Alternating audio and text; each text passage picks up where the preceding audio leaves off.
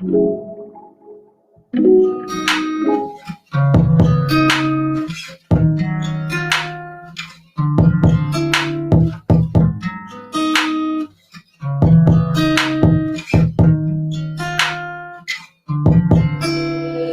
love it when I get so high and drop that thing so low.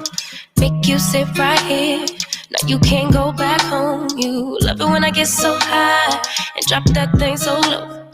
Make you sit right here.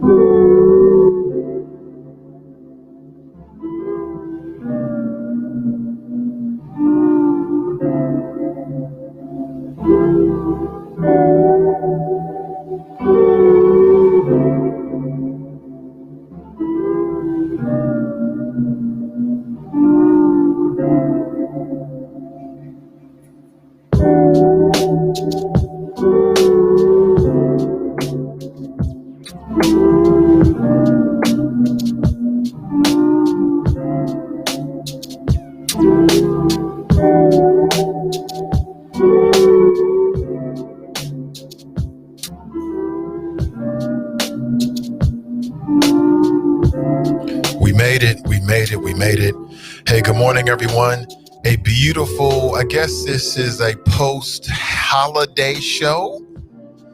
Happy Black Friday. Good morning to you.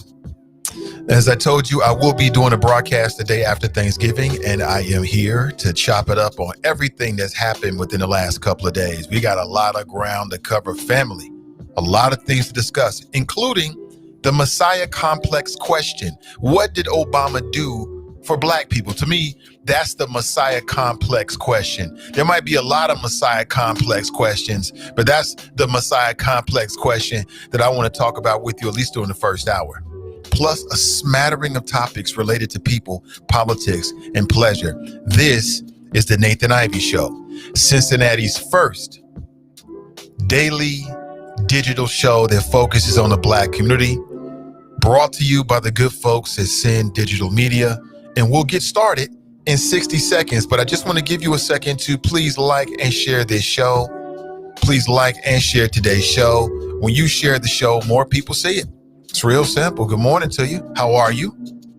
How are you? Hopefully you can, you're not overstuffed. Hopefully you're not overstuffed and you're ready to talk or at least listen. Again, on this show, you always have your Miranda rights. The right to remain silent and just be edutained. Let me take care of the heavy lifting. You can sit back and kick it, chill this morning, whatever your morning ritual is. Hopefully you're getting up, working this morning, working on projects. Maybe you're working out this morning. Beautiful. I'm here for you. We'll start the show in 60 seconds.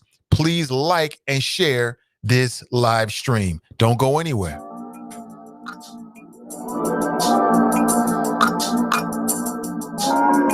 The Nathan Ivey Show is supported by listeners. Go to www.patreon.com/Nathan Ivey Show and help Nathan keep the show independent. You're listening to the Nathan Ivey Show. One man, one microphone, one mission. Now let's get back to the flow.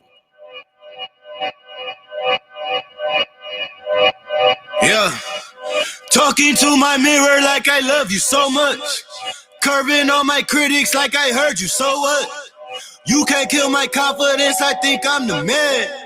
Tally all the I ever gave on my head. Lately I've been living like I can't take a loss.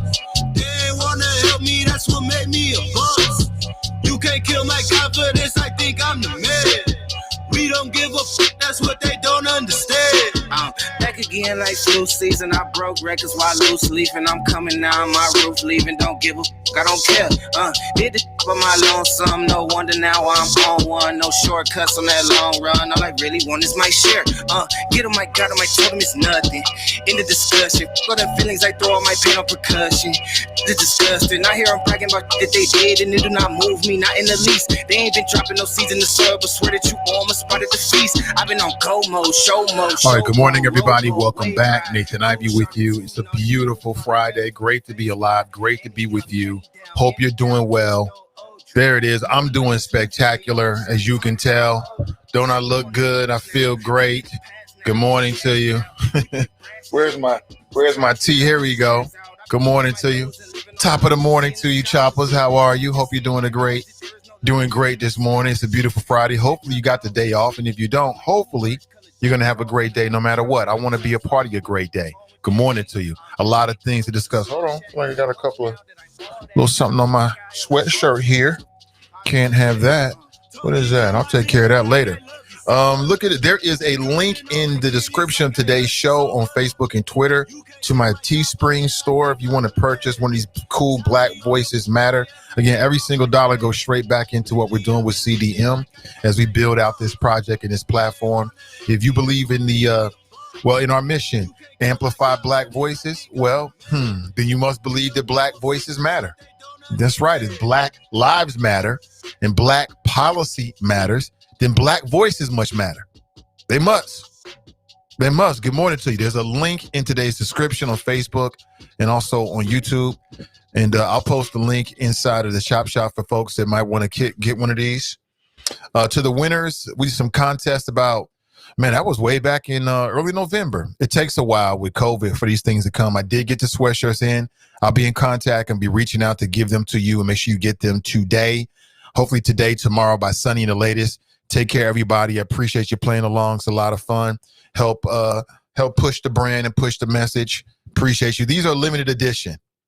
So you got the Send Digital Media logo right there, which, it's cool. So it's cool. It's my first shot at doing merch online. I wanted to see how it was, and thanks for being a part of it. But again, if you're interested, it is Black Friday. It's a special Black Friday sale. We're going to do more. I'm going to do more of it. Got more. I got people working on designs right now. You'll see it hopefully by early next week. If not, we'll be pushing what we got. Also, some cool Send Digital Media. It's got the big CDM logo in the front. Listen, you can check it out for yourself. Tell me what you like. Again, every single dollar goes straight back into the project. Good morning to you.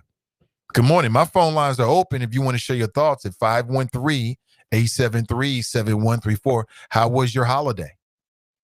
Hopefully you had a good holiday. Yeah, I see a lot of people were posting stuff online. I hope you had a great time with your family, got a chance to relax, got a chance to unplug from the matrix. Just do whatever you want to do. Eat, watch some football, play some video games. I mean, whatever you were into, work out, hopefully. Hope you had a great day. I hope that you're chilling and you can chill all the way until like Monday, Tuesday, Wednesday. That'd be super good. I mean, you got a good job. Where my good job people is, you got a good job. Not to say if you got to work, you don't have a good job, but welcome to America. That's all I can say. 513-873-7134. I got a chance to catch up with the Breakfast Club, man. I can't say enough about how much I enjoy their interviews. They have become the center of the culture, quite honestly, in terms of media, even digital media with their interviews. They get the best interviews. And the three of them, DJ Envy, Charlemagne the G, the God, and damn, why am I drawing a blank with the sister, man? I was just help me out for a second. She does a spectacular job nonetheless. They all do a great job. Hold on. They all do a great job. And I got a chance to see the interview they did with our former president, Barack Obama, the guy before Trump. Of course, I'm speaking about Angela Yee. So Angela Yee, DJ Envy, Charlemagne the God, they do great work. Great work. Can't say enough about it. They are pioneers in this industry. I mean, did you know that the company that owns the radio station and the property that they, work out of is called iHeartMedia? Did you know that? iHeartMedia is owned by something called Bain Capital. Did you know that? One of the investors and owners of Bain Capital is Mitt Romney. Did you know that? Maybe you did, maybe you didn't. Nonetheless, they do great work. And they most recently had a conversation with the former president, Barack Obama. He's pushing a new book he's got. That's what he does now. He sells books and he looks good in a suit and he's chilling with Michelle. And I think they're empty nesters now. So they're doing the whole former president, first lady, empty nester thing. You know, she's doing a podcast. The wifey listens to her podcast. Millions of people listen to their podcast. And I watched it. I watched it almost like 1.5 times. So I watched it through once and then went through and got halfway through it because I knew I wanted to talk about it. And, you know, one thing I want for Christmas is for black people to stop asking this goddamn question about what did Obama do for black people? I'm so sick of hearing that question. I'm so sick and tired. I'm sick and tired of hearing black people ask that question. What did Obama do for black people? It is the wrong question. I just hate the question. Some things shouldn't even be done. That's a question we shouldn't be asking ourselves. It don't really matter at this point. What's done is done. Now, when he was in office and before he was in office, I want to take this back. When Tavis Smiley and Cornel West was running around saying before he took office, what is he going to do for black people? Black people were criticizing these two black men. Cancel culture is trying to cancel Cornel West and Tavis Smiley because they dared to challenge Barack Obama. But they were doing it when it was far more relevant. It don't really matter now. It's one of the reasons why I hate the damn questions. I mean, for historians' conversation's sake, I get it. I don't really hate it. It just, I feel like, you know, we're putting too many pennies in the wrong well. You know what I'm saying? It was never about what Obama's going to do for us. It's always about what we going to do for ourselves. But I thought it was a really good conversation. And it's a question it should come up. I guess it should come up. But black people got to stop feeling like one man's going to show up and save us. That's the Messiah complex, right? He's going to save us and take us to the promised land. Too many black people, in my opinion, my observation, you might feel differently. If you do, there's the number 513-873-7134. Too many black people had the Messiah complex when it comes to Barack Obama and still do. They still run around here talking about what Obama didn't do. And, you know, don't let people use that against you. There's people out there that know it's not necessarily fair to ask that question per se. And or they may have more information that they let on, but they'll say this because they're leading people in a certain direction. You got to get off that Democrat plantation. Obama was nothing more. He was just an overseer. You know, I hear it. But, you know, before you start asking that question, you need to do some homework about the political history of what really happened during those 8 years of the Obama administration. You know what I'm saying? I would have recommended that Charlamagne the God do some homework on that as well, because he seemed to not know that or was shocked by it. I can't believe that's true in that interview with the Breakfast Club and Barack Obama. So, you know, DJ Envy first brought the question up about, you know, people going to challenge you on what you did for black folks.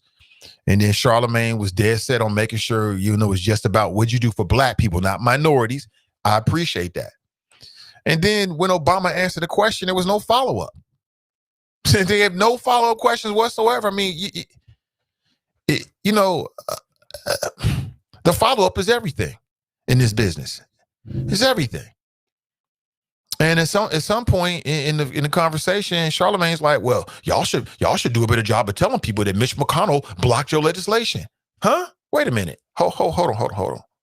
If you're going to do this business, you got a responsibility to yourself and your audience that before you get behind the microphone, you do some fucking research. You supposed to know this, Charlamagne. That's your job. That's part of your job. Yeah, sure, the administration beat their chest and tout their successes and whatever and complain about the losses. I mean, some will say yes, some will say no. But wait a minute, this information is readily available. I've been talking about it on this show. If you go back and look at the history of what happened, why didn't we get more from the Obama administration? It's because that the black people, the Obama supporters, including black Obama supporters, came out in the general election and then fell asleep in the midterms. And when you fell asleep, the Tea Party rose up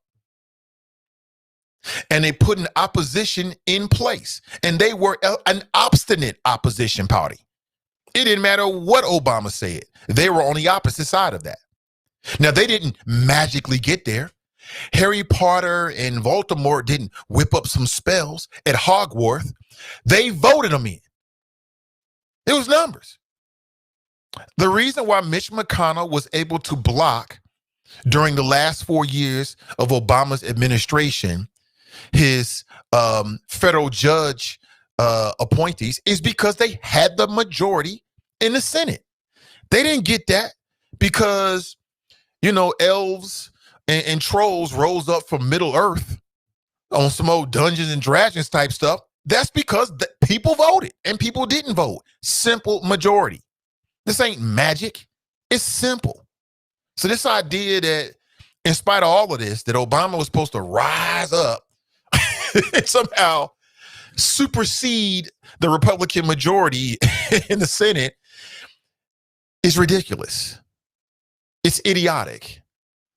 It doesn't make any sense. You know what I'm saying? We got to get out of our feelings and look at the facts for what they really are. I thought Obama in that conversation, again, I'm talking about the Breakfast Club. Good morning to you. In the Messiah complex. I thought Obama in that conversation that he had with the Breakfast Club, he said some real ish if people are willing to hear him. He said, look, here's what happened to me, but put me to the side. Did you vote for Biden Harris? If they don't win those 2 seats in Georgia, it's going to be the same thing again, homie. It's going to be the same thing again. And I can hear it already. Oh, Biden Harris didn't do anything. Do you understand how this works? It's not about how you want it to work. It ain't about what you feel. It's about how this works. Like, again, if I had my way, I might rewrite the whole system. It look completely different, but I don't. And neither do you. It is what it is. I'm less concerned about what Biden Harris are going to do, although I'll be here to talk about it every step of the way. I'm more concerned about what are we going to do in Cincinnati, Ohio, Hamilton County, and Ohio. That's it. Local. That's what really matters. All this other stuff is just belly aching and whining. I'm damn. What they going to do for us? What they going to do for us? What they going to do for us? What are you going to do for you? That's the number one question. That's the number one determiner. That's the biggest factor. What are we going to do for us? What are we going to do in Cincinnati? What are we going to do in Hamilton County? What are we going to do in Ohio? That's what really matters. Nothing else matters. Everything else is just to the side. Wake somebody up and share the show with them this morning, okay? Because they need to hear this. They need to hear this. I know people out there like, oh, here we go again. Here we go, Nate. I don't want to hear this. Obama didn't do anything. Well, that's your opinion. That's your opinion. Have your opinion. Nothing wrong with that. We can always agree to disagree, but the facts are the facts. People act like Mitch McConnell was like he's like a male witch, which is what he's like a warlock. He's just whipping up spells and just thunderbolts. No, he's simply the Senate majority leader. That's it. That he's doing what the Constitution allows him to do. If you don't like it, then across the nation, we have to rise up and vote for, I guess, opposition to the Republican Party senators. Until that happens, Mitch McConnell is running things, period. And like Obama said in the Breakfast Club, people need to keep their eyes on Georgia. Because if you had any hopes that that Biden Harris are going to get anything done, if they don't win both of them seats in Georgia, it is a wrap. You can wrap it up like most of you men should be doing. You single men should be wrapping it up out there. You know what I'm saying? It's a wrap. It's a wrap. We already know what Mitch McConnell's going to do. We've seen it over the last 8 years. Well, take that back. We've seen it the last 10 years. We've seen what he's all about. He's going to do it again. What does that mean? He's going to, as much as possible, block any court appointees that the Biden-Harris administration might have to the federal court. He's going to stall it out as much as he can. If that's 4 years, he'll do it. He's going to try to have a heavy hand on any policy. People say, well, what about the black agenda? There's a lot of black agenda items right now that's dying on the desk of Mitch McConnell. We got to be smart and be intelligent about our conversations and stop acting like we don't know what's going on. Ain't nobody did this since Ice Cube, who, by the way, we'll talk about this morning a little bit as well. Have you heard the latest? Keep listening. Listen, I ain't for all. I'm here to keep it real with you about what's going on in the world around us. If you want somebody to lie to you, and paint a rosy picture, this ain't it. I'm not going to do that. I'm going to keep it 100 with you. He will continue to have a heavy, Mitch McConnell will continue to have a heavy hand on everything that the Biden-Harris administration does. Don't fall asleep. Also, in 2 years, you got midterm elections. Don't fall asleep. That's the political tip. Don't fall asleep. I'll lay it right there. If we fall asleep, then in 4 years, people are going to be talking about, well, Biden-Harris didn't do anything. So what if we had the first black vice president? She didn't do anything. Did you vote in the midterm? Oh, no, I was sick. Okay. Reminds me of John from Princeton, New Jersey. Man loves to complain about national politics. Don't vote. The man don't vote. The man don't vote. How was your yesterday? How was your Thanksgiving? That's what I want to hear. Hopefully it was blessed. Hopefully it was relaxed. Did you relax? Hopefully. I feel like I'm being washed out. I got all this light on my forehead here. Let me see. Yeah, I like that better. It's a little bit better. I may have to turn that light off. Take a little break here. Hey, listen, please like and share this show as we get the engine going, revving up this morning. I posted a viral video or video that's gone viral on the Nathan Ivey Show page. Also, I think it was in my personal page and the friends page as well. You see it? It was of this Karen who was trying to steal this woman's turkey. You got to see it for yourself. I mean, literally, she tries to take the turkey out of her arms. And then when she realizes that's not going to work, she tries to steal her cart in the grocery store. It's a Karen-demic out here. It is a bona fide, certified Karen-demic. Speaking of demic, what about the pandemic that's raging across the nation? Record numbers every day. They're saying a vaccine will be here like in December, January. Raise your hand if you're going to be first in line to take the vaccine. I don't know. Somebody's got to take it, though. You got to take it. And then tell us all about it. I'm just telling you. It's up to you. Good morning to you. 513-873-7134. A beautiful Friday. Absolutely stellar day. Later on today, a couple things. No Is It Just Me podcast. Donnie B's taking some much-deserved time off to be with the family. So she will not be broadcasting live this Friday. However, Ask Ashley Midday Juice will be at 2 p.m. At 2 p.m. today. So plug in, please like, and in particular, share that podcast, trying to grow her audience. Your help means everything. Well, good morning to you. I know that today, like a lot of times I think, well, should I do a holiday show or day after holiday show? This is pretty much like a holiday show. Like the day after Thanksgiving is pretty much like a holiday. A lot of folks going to be doing a lot of Black Friday shopping online. They got all kind of crazy sales trying to lure you into the store so you can catch COVID. You can get a hell of a Black Friday sale and you can catch COVID. 2-for-1 deal. And you can catch COVID. What did you do yesterday? I want to hear all the great stuff. Did you do some virtual family stuff? Did you go anywhere? I read that a lot of Americans traveled anyway. Like, you know what? Screw what the CDC says. We traveling anyway. I need to see my mama.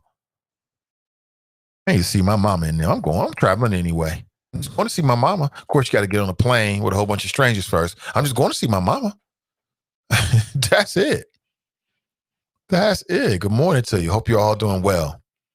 It is beautiful. Let me jump inside the chop shop this morning and say what's up to Brenda. She writes, happy Friday. Tony writes, morning, Nathan Choppers. Hey, Tony, thank you for becoming a patron. I appreciate you, brother. Love hearing all the good stuff that's going on with you. And we got to reconnect so I can get that from you for sure. Sharp writes, TGIF, Nate and the Choppers. Good morning to you. Ray writes, Grand Risings all. Tracy writes, hi. People ask me, Nate, what'd you eat? I had a lot of people asking me, like, what are you going to eat? What do you eat? What'd you eat? What you cooking? I ain't cook a damn thing. I didn't cook anything. The wifey cooked some stuff for the family. But again, I'm on a separate track now, as a heart patient and 100% about my health. You know that, after I had my heart attack, I was talking with my cardiologist. You know what they told me? You won't believe what they told me. I find this hard to believe, kinda, but then I don't. They told me that the vast majority of people have another heart attack within a year. You want to know why? You won't believe it. Or maybe you will. Well, the reason why, as they told me, is because a lot of people don't either take their meds, they don't change their lifestyle. They go right back to the same old ish they was doing. I'm not a lot of people. I learned from my lessons. My relationship with food is radically different. That includes these holidays as well. So, it was another day for me. I didn't eat anything that I don't normally eat. I'm not really into the turkey and all that kind of stuff. I kind of stepped away from the meat. It's just me. You do you. If you're interested, I can make some recommendations, though. I'm more than willing to share that with my audience because I want you to be healthy as possible. I want you to live a beautiful, healthy, long life.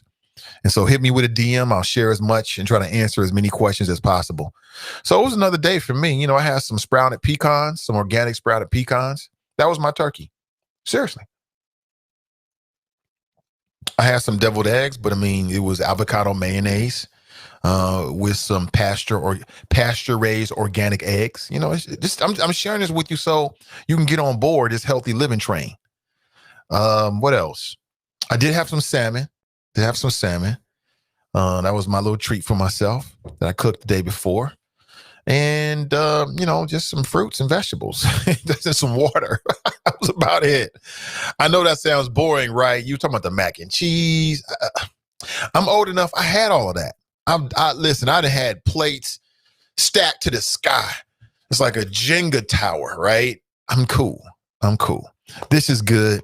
I get to be here with you. I'm the fam. That's the most important thing. But I know people picked out. I know you got it in. You smashed yesterday, didn't you? Are you awakening from your food coma? Macaroni and cheese. How many people got up this morning? How many? Don't lie. Don't lie. Because I know. How many people got up this morning and got that plate in? Yeah, you did. Mac and cheese at 2 a.m. A little bit of cranberry at 2 a.m. Don't lie. Oh, you had to smash some greens. I could have cooked some greens, no meat. Maybe I'll do that over the weekend or something. I don't know. But it was great, though. Just being home with the fam, my son and daughter, seeing them mix and enter into play, and it's just great. It's just 100% great. So I had a really, really good holiday, and I hope you did as well. Ray writes, Grand Risings all. Tracy writes, hi. Blaine Mitchell. I think she means McConnell, maybe. Clue Magic writes, Grand Risings, Nate and the Choppers. Good morning to you. Ray writes, 2. Gizzy Gillespie writes, Nathan is right. We shouldn't be asking what Obama did for black people. What Obama did for black people shouldn't be debatable and instead clearly discernible.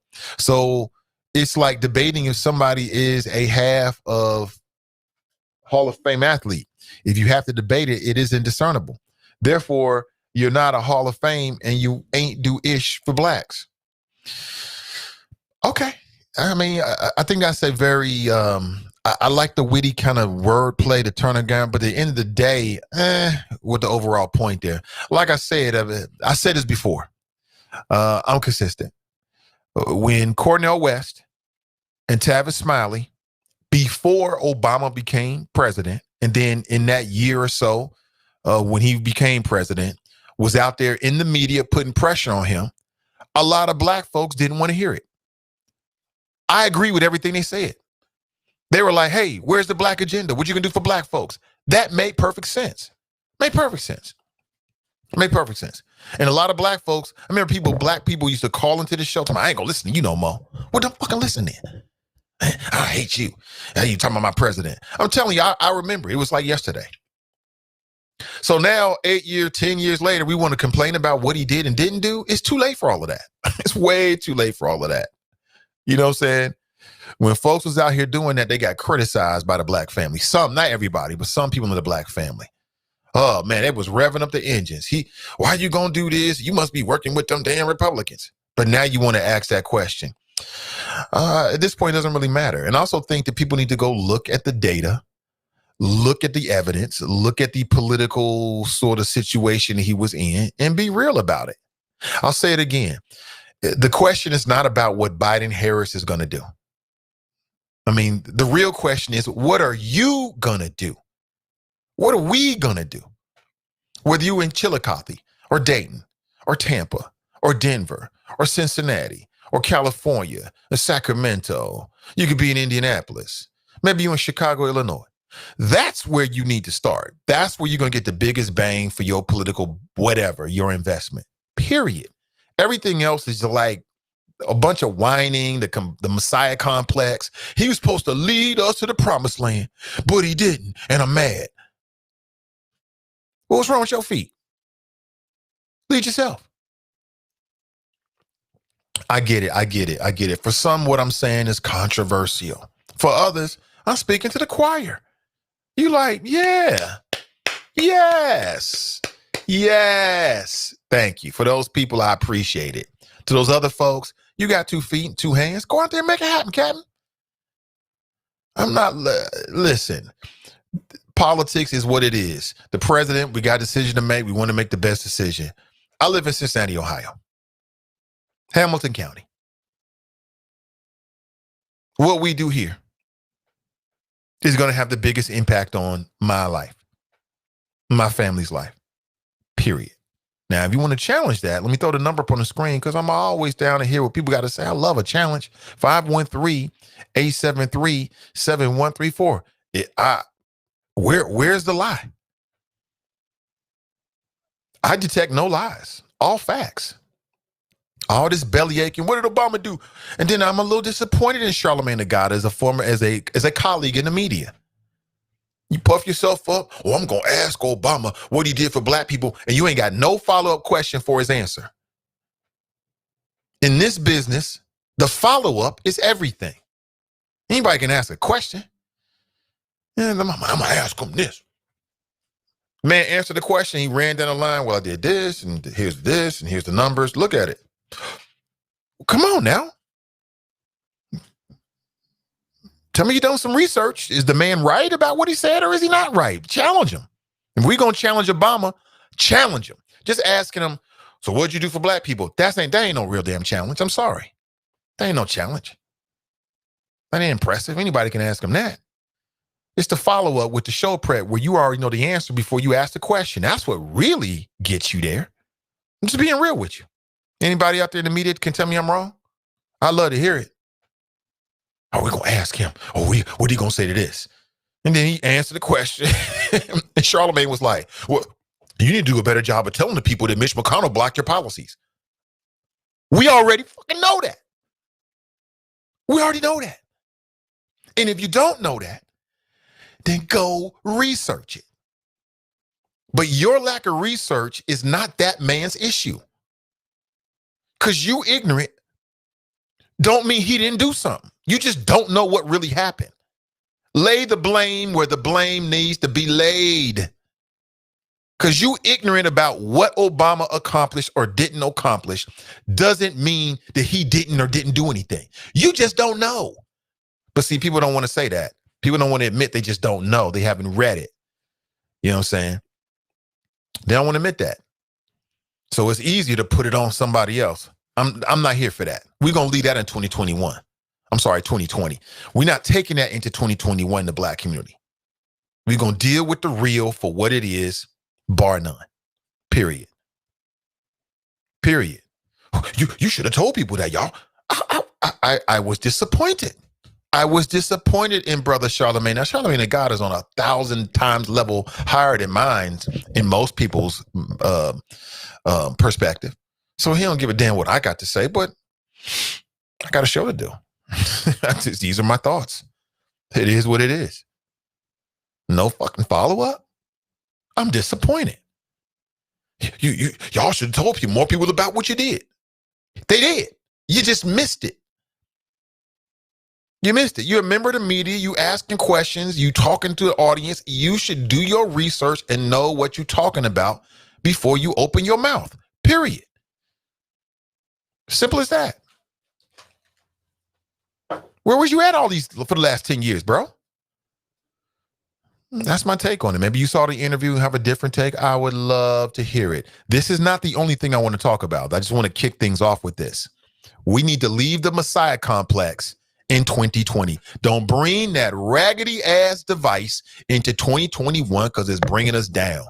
This idea that one man or one woman or one administration is going to save us. Oh, it's Ice Cube. Oh, Mr. NWA going to save us. He got a black agenda. That motherfucker ain't doing a damn thing.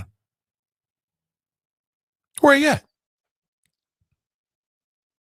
We got the president-elect coming to town. I want to see them work together. I'm waiting for it. I hope it happens. But no one anything is going to save us. No one anything is going to move it. The civil rights movement wasn't one person. It wasn't one organization. It was dozens of organizations. It was dozens of people. But we love to have a figurehead, and so does the powers that be. They love to tell us who our leaders are and give us a figurehead, right? For a lot of different reasons. Number one, it's easier to take it out. We'll take him out. Cut off the head, the body will die, right? But in actuality, it's a multitude of people that get anything done in a grassroots level, on any level, in my opinion. I don't know. Folks out there actually doing these kind of stuff. I mean, you tell me what you think. 513-873-7134. To me, it's very, very clear. It's very clear. It's very clear. That's how I see it. Ray writes, Fox writes, rise and shine, young stars. Good morning to you. Tony writes, post the link of the turkey stealing carrying, please. It's on my Facebook page. It's on my Facebook page, my personal page. It's inside the Friends page and on the Nathan Ivey Show page as well. I thought they Dr. Cornell and Travis asked good questions. Yeah, they did. They did. Thank you, Ray. See, Ray got some damn sense. I love it. They did ask that. I remember being on the air, and I analyzed it and looked at it. And I'm like, so what they said, it was so wrong. I couldn't understand why black people were so critical of Tavis West, Cornell West, and Tavis Smiley. I couldn't understand it. And what it was is that black people was so in love with Michelle. We was in love with the Obama. It was Black Camelot. And so we went to sleep. Stop thinking, oh, I bet I like them better than Bush. Well, I like them better than Bush too. And, I can like a lot of people. It don't mean you, if as a elected official, should not be pushed. You should still be pushed. But enough of me, more of you. Let's go straight to the phones. Hey, good morning. Welcome to the show.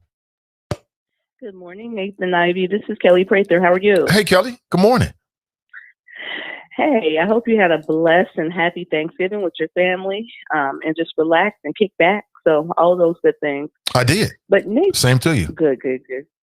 Thank you. The one thing I appreciate about President Obama is that he pushed through the Affordable Care Act. Now, I say push through because a lot of people don't realize that the Affordable Care Act was initiated by the Republican administration. So it was something that they've been talking about for years. So when you get major initiatives, legislation pushed through like that, it's not like it's something that just appears overnight. I think that once it was implemented, some of the Republicans had a problem with it and said, okay, well, we're going to change this, we're going to change that.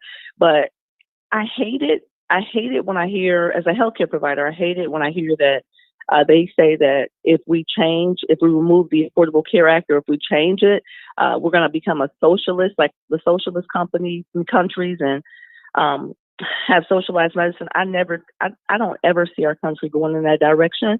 But so that's what I really appreciate about President Obama's administration. As far as seeing him as a savior, we only have one savior, and that's Jesus Christ. It's not Obama or anyone else who we could ever put in office. And the one thing I want to say about even local politics, we have a tokenism,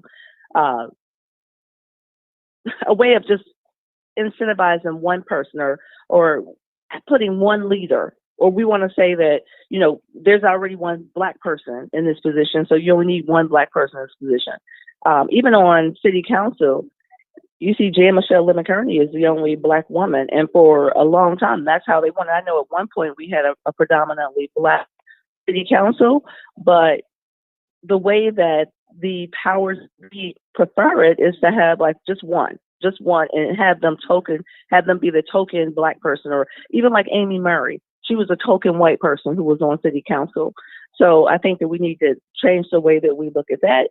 And the other to say about Joe Biden, or President Joe Biden and Kamala Harris being in the Oval Office, I think that what we now have an opportunity. Now, we've been screaming and crying for diversity inclusion in Cincinnati. With Kamala Harris and Joe Biden being in the White House, we have an opportunity to push for diversity and inclusion across the nation.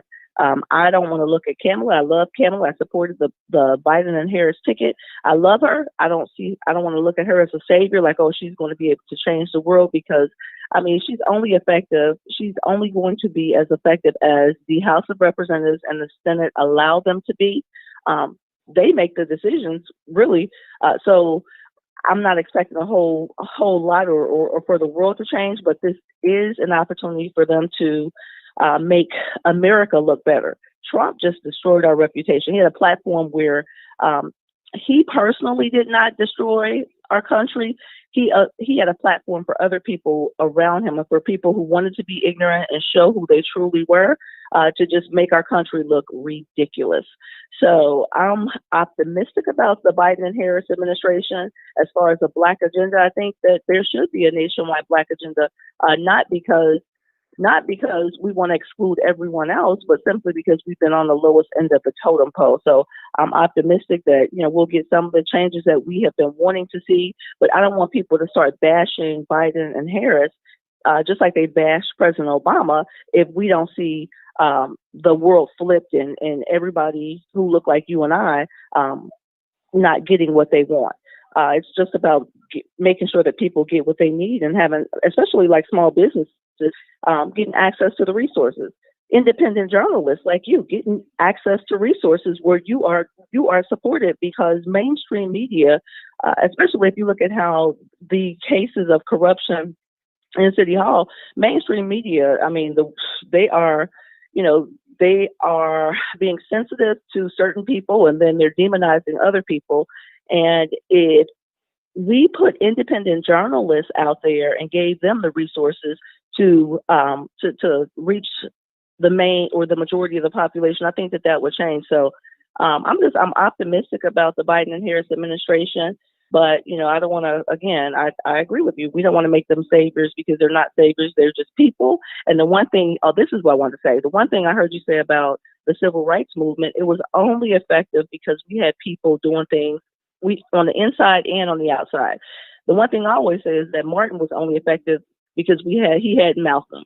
You have to have the good and you have to have the bad, and you have to have people encouraging people from different areas to work and to move, because it's a movement. So if we want changes, we have to have people on all angles or on all ends of the spectrum working to create the changes for the good of everyone. But again, thank you for taking my call. I know that was a lot. Hopefully it made sense.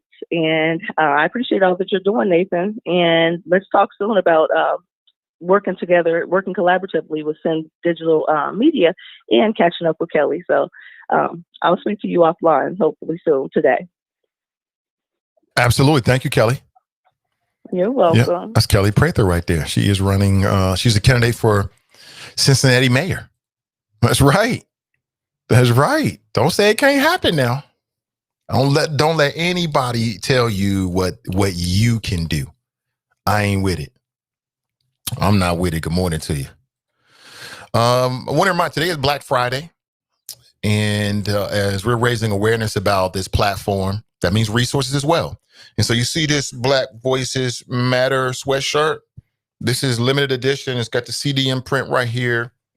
And you can purchase this. It's up on my Teespring store right now. There's a link in today's bio, in today's description, should I say. It's a link in the description on YouTube and also on Facebook. And I'll post a link throughout the show to the choppers if you're interested. This is limited edition. I mean, it'll never look like this again. It may have Black Voices Matter, but it's going to look different. And it's not going to have this CDM right here. It may have some other imprint. I've also got one that's got the Nathan Ivey Show logo actually that's available right now. So we did this special for, it looks just like this, but the one that's available right now has the Nathan Ivey Show logo. We did this special for the prize winners, special for you. It was a promotion we were doing like a month ago that just came in, COVID, Teespring. Sometimes it takes a couple of weeks. This is my first, attempt at doing merch with this particular company. So I want to see how it works. There's several I know of. We'll see how it goes. So if you're interested, there's a link. You can purchase it. It's at a Black Friday reduced price. That price is going to go up. Again, this is exclusively for the winners with the CDM logo. I've also got some CDM logos as well. The entire thing is the big CDM Syndicate Media logo. It's pretty dope. And I got some folks working on different designs, so you'll see more of that. But I wanted to do something for Black Friday. Again, 100% of the proceeds go straight back into CDM as we're building out this platform. And it's a way to look stylish and also, show your support as well for what I'm doing and for what we're doing here at CDM. So I appreciate you in advance if you're interested. Thank you so much. You can find the link. It's in the description. And then when you get it, oh my God, you gotta post a photograph so I can put it up and show everybody how dope it looks. Looking forward to that. And for the winners, I'll be contacting you via text. Speaking of which, if you got a tip on a story or anything related to the Nathan Ivey Show at CDM, my text message, it personally will text message me to my phone right here, is available in the description box as well. So if you're interested, you want to text me, you got an idea for a tip for a story, something's going on in the community, you got an idea for a podcast or whatever else, hit me up. I will respond. Most def. Man, there's a lot of stuff going on. I wanted to start with something just that was on my mind, the whole Messiah complex. I want to leave that in 2020. Okay, I'm not about that. That's a muscle, whining and complaining about what Obama or other people are doing outside of our neighborhoods is a muscle that we don't want to build that muscle up. The muscle that we want to build up in our communities is the do for self muscle. What are we going to do? What are you going to do? That's the muscle and the time that I think we should spend, when it comes to that kind of stuff. But I get it. I want to talk about Dave Chappelle. Dave Chappelle has made news because he's asking his fans to not watch the Chappelle Show.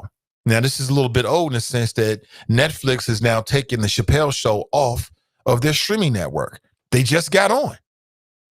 Apparently, he felt like he wasn't being paid or paid enough. And Dave Chappelle's a big time star. And in today's world of streaming entertainment, it doesn't matter where they put the Chappelle Show, it's going to move numbers. It's going to move numbers. And when it was announced that the Chappelle Show was going to be on Netflix, that's big news. That's big news for Netflix. Because I can see people signing up for Netflix just to get it and or going back to their Netflix subscription just to go back and watch it again. I can't tell you how many times I've watched those Chappelle Show episodes, like 20,000, it seems like at least 20 times. And it's still funny to me. Classic. I mean, that bit on Prince, come on, we was playing basketball.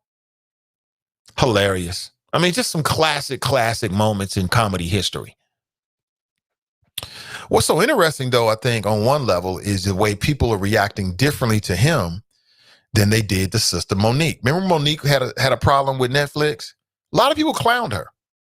I said myself, I ain't giving them no Netflix because of Monique. And I'm not giving up Netflix because of Dave Chappelle either. I ain't giving them nothing because of you. What'd they do? It's got to be egregious. It's got to be devastating. It's got to be really bad. Other than that, no. But it just seems like the people are reacting differently. And I know that a judge most recently that was early this year said that Monique's lawsuit against Netflix could proceed forward. Essentially, they're saying Monique said she got lowballed and then blackballed by Netflix. And we'll have to see what happens with that. It seems like people are reacting differently. Like when Dave Chappelle said it, everybody's like, oh, we got to take this seriously. When Monique said it, everybody was like, oh, this is such a tripping. I see why Oprah ain't effing with her no more. Is it a difference in just personalities and perception, or is it sexism? I don't know. You tell me. 513 873-7134. It's you got so many streaming services out there. So many of them. That, Dave Chappelle's a big enough star where he ain't got to put his stuff on just one streaming service. He can be anywhere. Wherever he puts it, people are going to go. They're going to move numbers. Guarantee it. Guarantee it. Because you got the people that love the show, and you got the people that never heard the show that keep hearing about it, and they're interested. And now with COVID, everybody's at home, and they're watching these streaming services, they're watching movies, and they're trying to catch up on things that people recommended and or finding things on their own that interest them. So I get it. It's big news right there. I get it. Is there a difference? Tony writes, ain't gonna front. I was exemplary on Thanksgiving. All veggies while my crew here ate Thanksgiving food. But like you said, I woke up in the middle of the night watching Deadpool and made a play, LOL. Did you?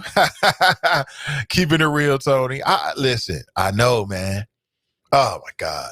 And leftovers, man. Is there a better creation than leftovers?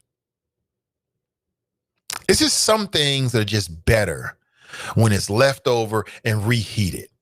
Like mac and cheese. It's just something about the various, like, hallmarks of a traditional Thanksgiving dinner. It's just something about it, like that second and third time. Man, y'all gonna be smashing today, aren't you? I am too. And we got left over. We didn't do the turkey thing. I think the wifey, no, we didn't make any turkey. She made greens, some sweet potatoes, some deviled eggs with certain ingredients. Like I told you, avocado mayonnaise. If you got to eat eggs, pasture raised, organic pasture raised. That's it. Other than that, don't F with it. Eating these trash eggs, you don't want to eat that. If you want some insight, hit me up with a direct message. I'll show you what I'm doing.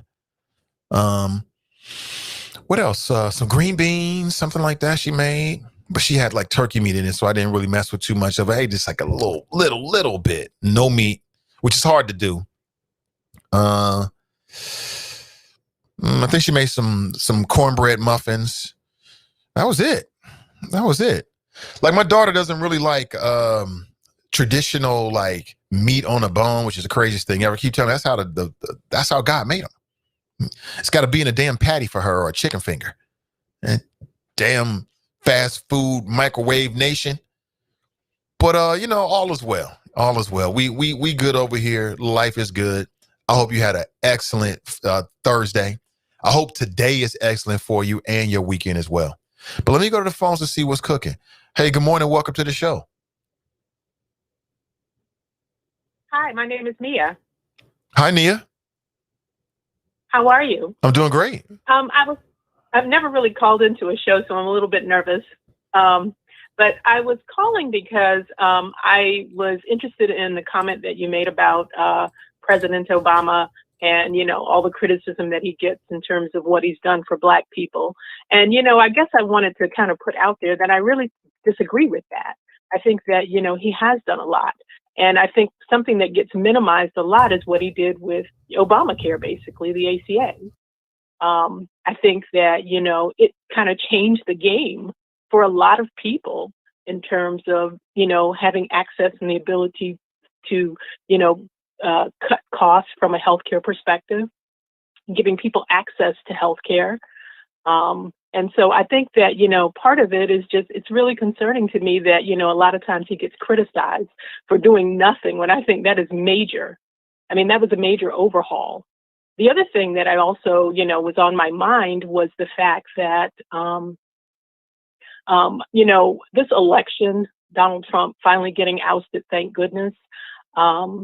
I was a little bit, I guess it was very eye-opening because, a lot of times I think that until Donald Trump was elected, I hadn't really paid too much attention to politics. And then when, it was a possibility that this man could ever take office, kind of opened my eyes and kind of gotten me very motivated and interested in what was going on. But one thing that was very clear to me, in this election, and thankfully Joe Biden and Kamala Harris did win, was, how much we need to be focusing on a lot of those down ballot races, the Senate, even like a lot of the local elections. It was interesting to me that, all the lawsuits that he was posing and is still continuing to do, a lot of those House, the state legislators who are important in deciding things are all Republicans. And so I think that, we need to be focused on things like that, getting, a little more control, or at least, I think not control. I think what we need is balance. I think that there needs to be more balance on the Supreme Court, balance, on the local level in our cities, and just, across the board.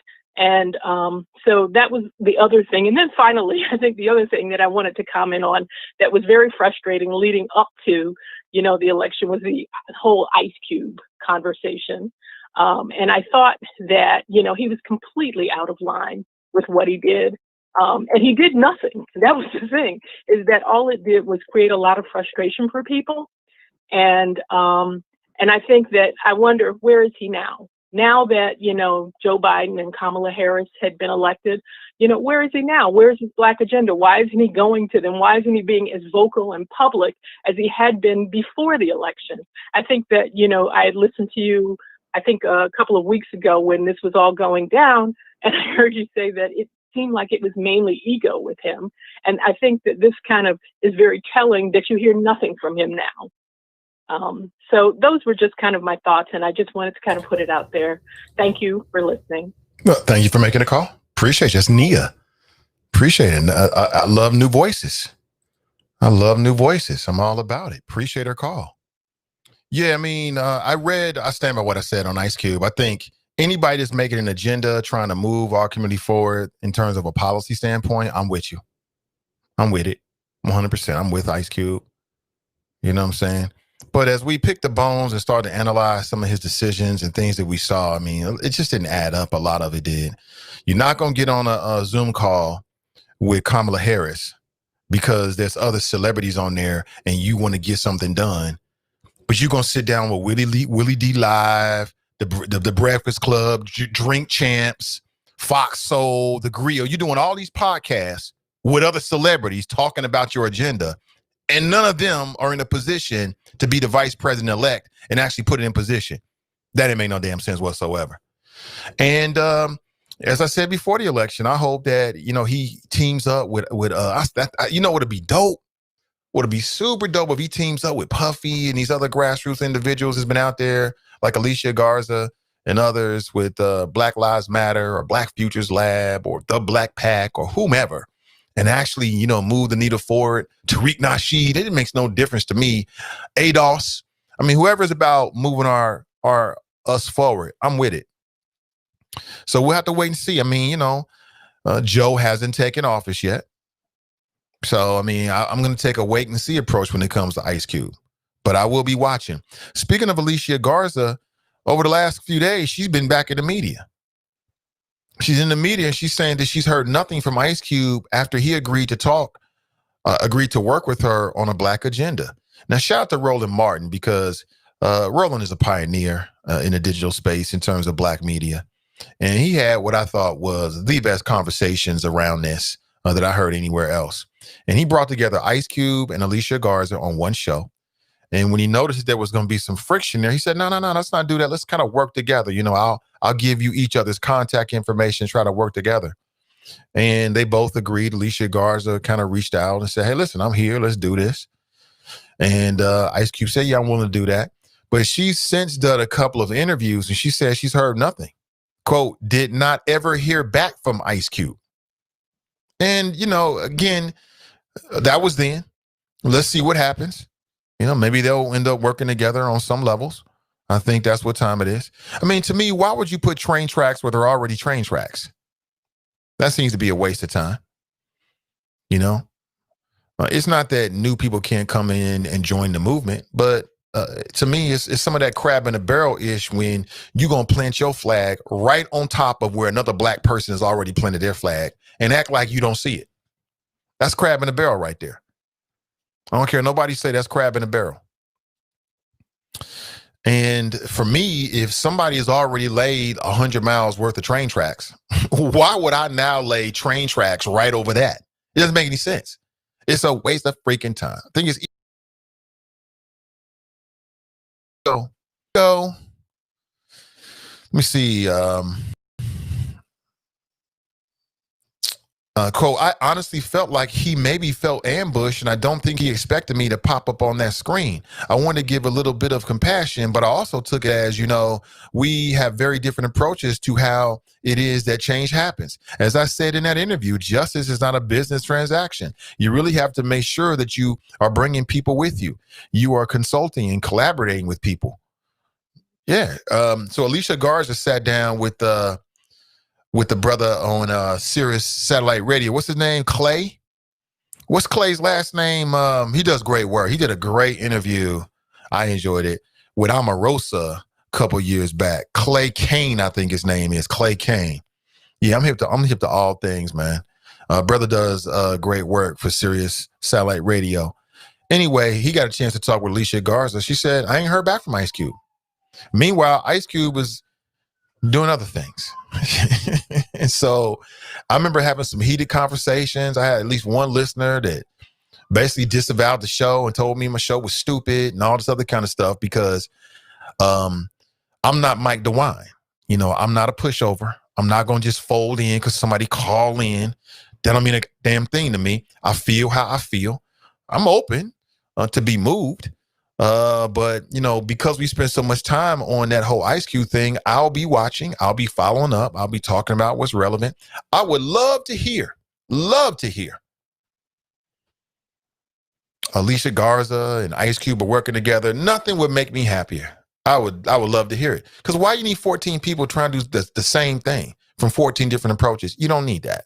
I think in some cases that might get in the way and stall out any real success and progress. So I'll say it again. I shout out to Ice Cube and his agenda. It is great. It's got us talking about agendas. We should be talking about agendas. It makes perfect sense. But he wasn't the first person to come up with an agenda. I'm sorry. I know people want to believe that because he's Mr. NWA and we live in a celebrity culture. It ain't facts. It ain't facts. And I try to deal with the facts here. I know. I'm the bad guy. I know. I heard it all before. I had a listener that fell all the way out.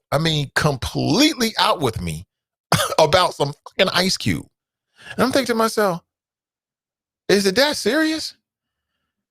We just disagree. Let's leave it like that. It was interesting radio. T. Lawrence Graxton, JD writes, good morning. If Charlemagne would have followed up, he would have ended up like being executed by black people like they did Tavis and Cornell, #alt-middle. I don't think so. No, I don't think so. I disagree with you. In this business, the follow-up is everything. The follow-up is everything. Anybody can ask a question. But have you done your research so that when the answer comes in, you can challenge it if it needs to be challenged? Or are you just gonna be like, oh, I got my question in and move on to the next thing? So what's your favorite color? Come on now. We ain't got time for that. I was disappointed in Charlemagne, T. Lawrence Graxton, JD. I was disappointed. I watched it 1.5 times. But that particular part I watched twice. When they started talking about, challenging Obama about what he did for black people. I got nothing wrong with the question per se. But, I just thought the responses were they just seemed to me to be uninformed. And when you in the media behind the microphone, you have a responsibility to be informed to the best of your ability. I'm not saying I know everything because I don't. But I'm just saying if I'm going to ask a question of the president, former president, you better be damn sure I've done my homework about each and every question. You better be sure of that. You can be sure of that. In most cases, I can damn near, for me, my satisfaction, I damn near know what the response is going to be. And Charlemagne should have been prepared. If you're going to challenge him, I'm going to ask him about what you do for black people. You should know what he's done for black people. It should be in your notes. Talking about y'all should do a better job of telling people that Mitch McConnell blacked your policies. Well, pick up the Huffington fucking Post. Go watch MSNBC. They talked about it when it happened, Charlamagne. This ain't earth-shattering news. We all know this.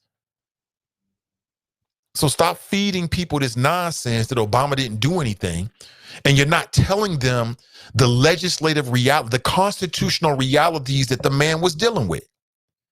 That goes back to voters, just like in Georgia, just like in Hamilton County.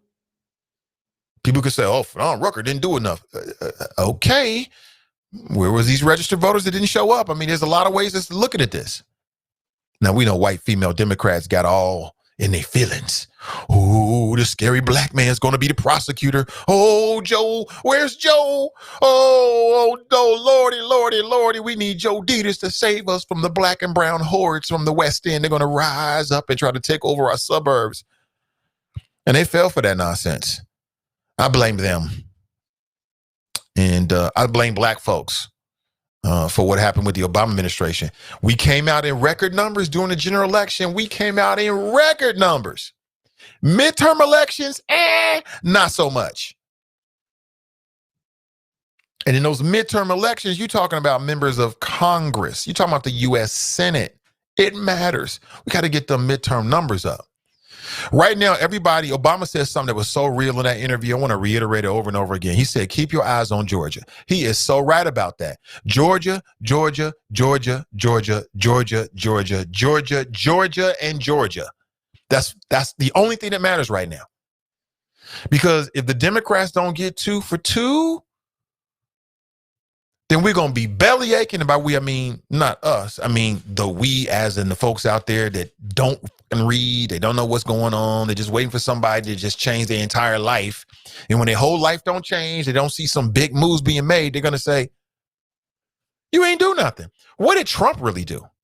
Legislatively, what did he do? The big thing he did was the imbalance in the tax code toward the wealthy people. Now, that was a legislative accomplishment. They couldn't pass and do anything with Obamacare. Most of what he did was given to him by Mitch McConnell. The biggest impact Obama had was through executive orders, which is just him saying, writing on a piece of paper. There's no real legislative process. There's no bartering. There's no negotiation. He just goes in there. Somebody else writes it for him, and he writes his name there and shows it like, look, I did something. Look at me, right? And the biggest thing that he accomplished was what? Supreme Court, federal court. Well, that's all constitutional, prerogatives given to the U.S. Senate. Mitch McConnell has power because he has a majority in the U.S. Senate. Without that, he's just another pale white dude in an expensive suit in the U.S. Senate. That's it. That's it. So it's all about Georgia. It's all about Georgia. For those that invested in Democrat in a vote for Biden-Harris, if you invested in a vote for Biden-Harris, you should be keeping your eyes on Georgia. So I'm going to tell you that right now. If the Democrats don't get 2 for 2, a Biden-Harris administration for the next 2 years is not going to be nowhere near as effective. You're not going to see the full sort of, repertoire of what they have legislatively, their vision. You're not going to see their full vision for America. You ain't going to see it. Now, I think it's good for the FCC. It's good for net neutrality. Yeah, I'm looking for a Democrat in the majority 3-2 on the FCC so we can go back to looking at the internet as a public utility the way we should, with all the protections it should have. I'm happy about that. But that's small potatoes to most people. Most people are like, internet, internet. I just pay for whatever. Yeah, you just don't know. That's why I'm here, to let you know. So I'm saying, I get it, but no. No, T. Lawrence Graxton. Iris Rice, good morning, great people. Good to see you, Sister Iris. Mason Mahler writes, look how it all turned out. I would rather be remembered the way Barack Obama turned out than Cornel West and Tavis. I'm just saying. Obama won the morality race, too. I'm just saying. Yeah, I hear you. Fox writes, good morning, great sister. Crystal's in the house. She writes, good morning. Pardon me. Miss D writes, greetings. Let me see. Fox writes, shout out to the ancestors, Ella Baker and Septima Clark, major players in the civil rights movement. This brother knows what time it is. Pat writes, good morning. Tony writes, I was watching Dave Chappelle's monologue on SNL and thinking to myself, why show any more skits? Just keep the monologue going. This is funny and thought-provoking as hell. I'd rather watch this. I've thought the same thing with some of the monologues. They go to the skits and it's like a big letdown, like, oh boy, this is supposed to be funny.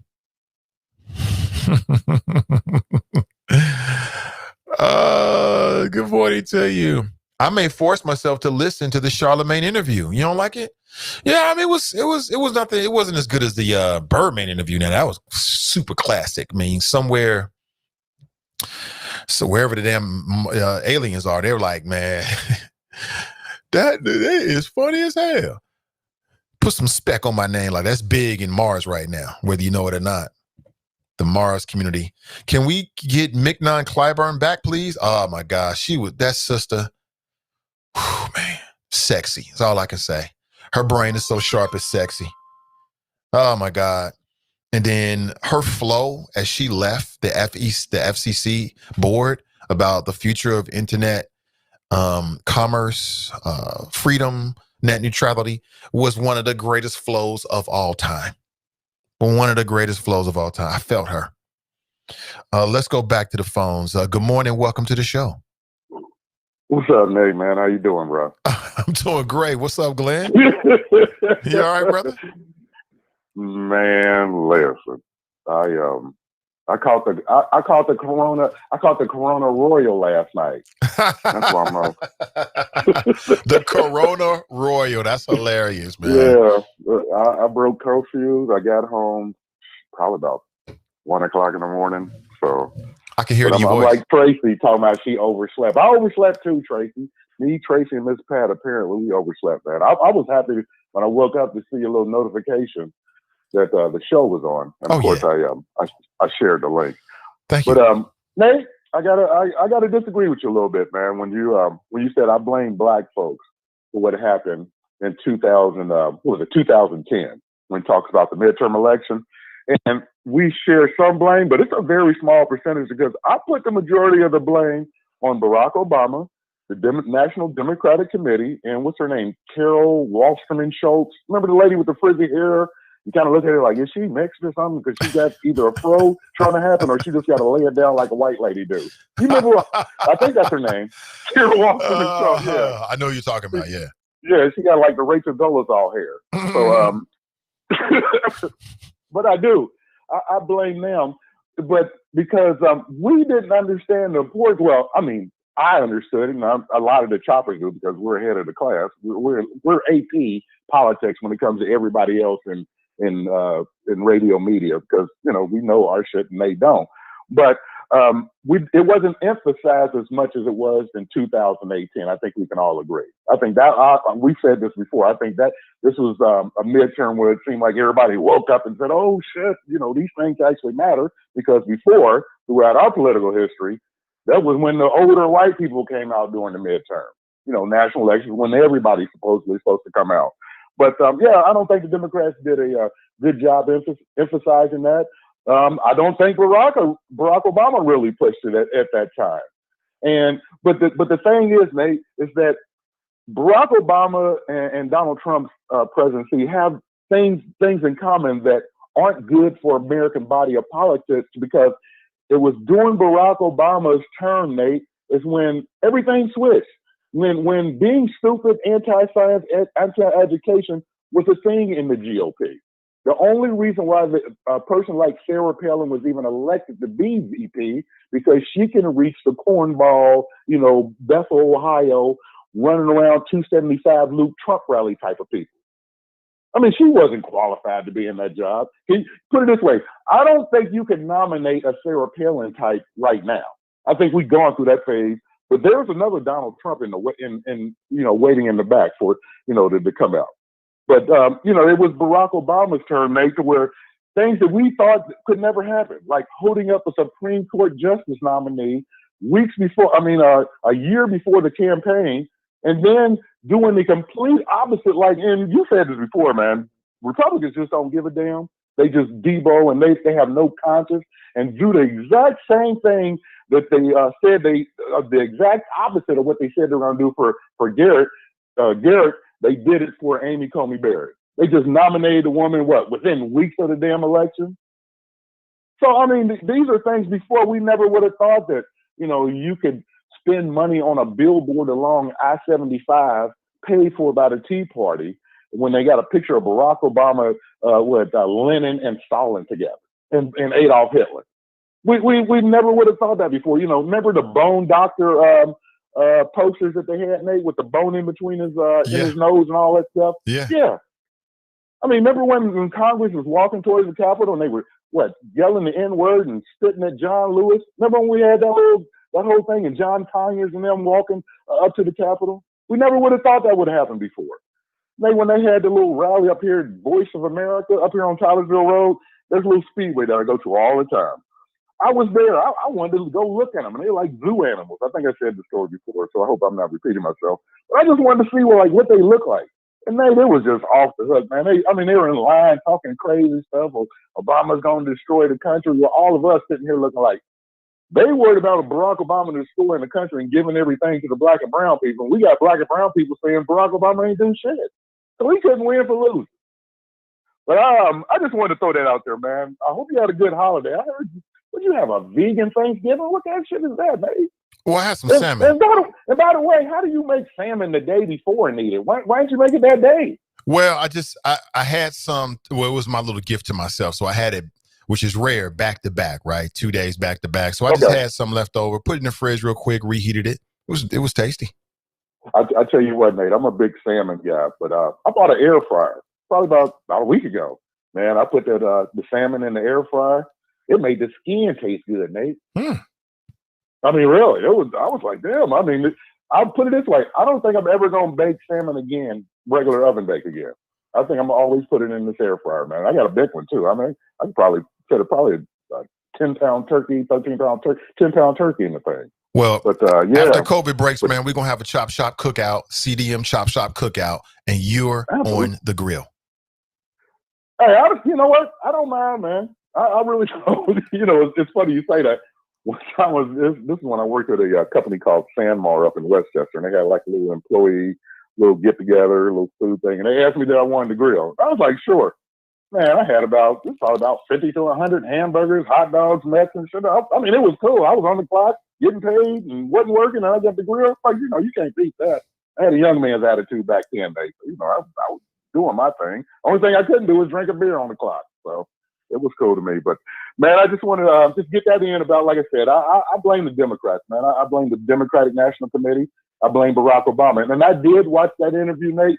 And the thing that struck me is when Brock called in, he acted like Charlamagne the God was like giving him the gas and he did. And making him feel uncomfortable. He did. And I watched it and I was impressed. I actually watched the show after the show because apparently they never come in during this time, during the Thanksgiving holidays. I think he said he's like, we haven't done this in how many years? They've been on the show, but they came in specifically for Barack Obama. Well, they came in the day after to talk about the interview. And, the callers were feeling it. But one girl called in and she said, I wanted to get more Barry and I got more Barack. And I understood where she was coming from. She's like, I got a little bit more Barry out of him than I ever heard before, but I wanted more of that. And I agree with that, sister, because he kind of lit down a little bit. His answer as far as what did you do for black people? And he talked about, passing Obamacare. Guess what? Who disproportionately has more pre-existing conditions and least likely to have insurance? It was black folks. He talked about wages going up. Well, the wage gap is disproportionately weighted on black folks. Those things went up. He talked about educational achievement. Educational achievement on every single level went up, Nate, despite the fact that other than what you normally do for education, it was just the fact that they're looking at Barack and Michelle, and I don't know, people were enthused. They felt good about it and started to take education more seriously. I don't know what it was. But yeah, man, I was thoroughly impressed with it. I thought they asked hard questions. I didn't know your Charlamagne the God angle, but now I understand it. At the time, when you said a backup question, it was more specifically for what he did specifically for black folks. And you're right. I guess he could have backed it up, but I thought Barack actually answered it a little bit. You think so, Nate, or you wanted more? Well, I could see that his answer was open for a lot of follow-up questions for specifics. That's what I'm saying. It just seems as if he did answer the question, but he talked in generalities. He didn't talk about a whole lot of specifics, in my opinion. But in general, I thought, you're right. Drop talked it all up like he was dancing all over Barack's grave or something like that. Like he had Barack on his heels. But, you know, Right. people hear things differently. Sometimes they blow things up. You know, they got their own agenda or whatever. I get it. But I thought it was a decent interview. Yeah, I did too, man. Like I said, it was on some late night stuff. I just happened to be on YouTube. And, you know, after I took a break from the Call of Duty, man, they added Nuketown to Cold War.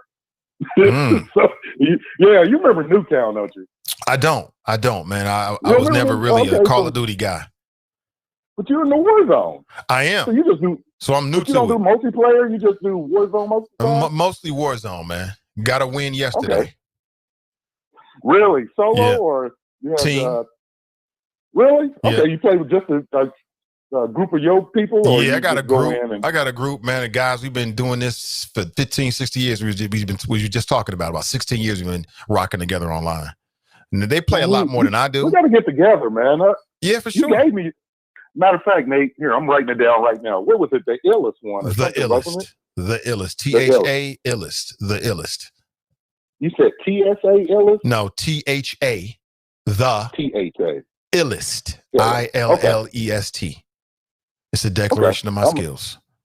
I'm going to check it out, man. For sure. My company was like, hey, you guys want to do overtime? And I was like, well, I've never really committed to it, but, you know, I'm one of the better ones, so they want me to come in. I don't think they're going to get a call from me today. Like, what happened to you on Monday? I was like, you know, I got hit by the Crown Royal, the Corona Royal. That's what I'm going to tell them. So I tested positive for the Royal. But, hey, man, can you say happy belated Thanksgiving to the Choppers? Say happy holiday. But, you know, happy holiday to the Choppers. Happy holiday to you and the family, mate. And, man, I went up to my mom's house. We invaded North Avondale. It was probably about 9 or 10 of us. And had a good time, man. I ate to my heart's content. I got mad stuff here from me and Miles. You know, Mom hooked us up or hooked Miles up. She don't care about me no more. She's like, long as the boy eat. And that was about it, man. Had a good time. Probably got home about 6, left back out about 9, returned about 1:32 in the morning. Okay. And feeling good. So, hey, you have a good one, man. I'm glad you did the show, Nate. I was wondering if you was going to do one, man. Oh, yeah, for sure. I'm like everybody else, man. I know they was happy when they woke up, like, oh, it's a notification from TDM. So, make it like a normal day. We back to normal again. So, everybody have a great weekend, Nate. I appreciate you taking my call, bro. You too, man. Thanks for making the call. Appreciate it. Chiming in with us. That's Mason Mahler. Again, we can always agree to disagree, man. Always. Let me do my due diligence to make sure I'm sharing it out to all the spaces online. I want as many people as possible to know that we're online this morning. And you can hear me. Never a good thing. Never. That feedback will not be good. So again, I really appreciate you rolling with the show this morning. I already know the nature of this business. I mean, a lot of folks make this a part of their daily routine when they're working. And when things are a little bit different, well, they may not tune in. I get it. It's all good. I'm here nonetheless. And I enjoy this. I love talking about the latest of what's going on. Let me see. Yeah, I just want to make sure that I'm doing my due diligence, right? That I'm sharing it. That people know where we are and know the show is up every single day. All my friends on social media and Facebook and everywhere. Very, very important. And again, if you want to chop it up on the issues, I am here for that 100%. Hold on, let me double check. I'm just making sure that we're up in all the right spaces. I don't mind doing this live. It's all good. It's all good. It's the nature of the beast. It is what it is. There he is. There it is. Hold on, let me change a few things. There we go. There we go. Now we looking right. Now we looking right. Looking good.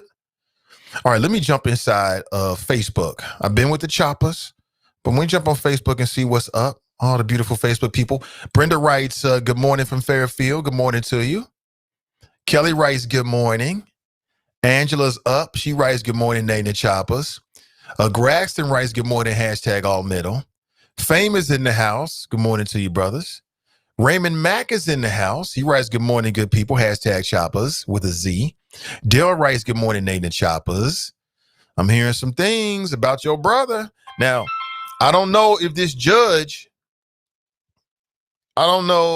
if this judge, so what I understand, Smitherman no longer has the decision, the prerogative over who's going to replace Jeff Pastor. That is going to be in the hands of a judge here. And I heard your brother's name coming up. I heard your brother's name and Kevin Flynn. I'll be honest with you. Between your brother and Kevin Flynn, I choose your brother.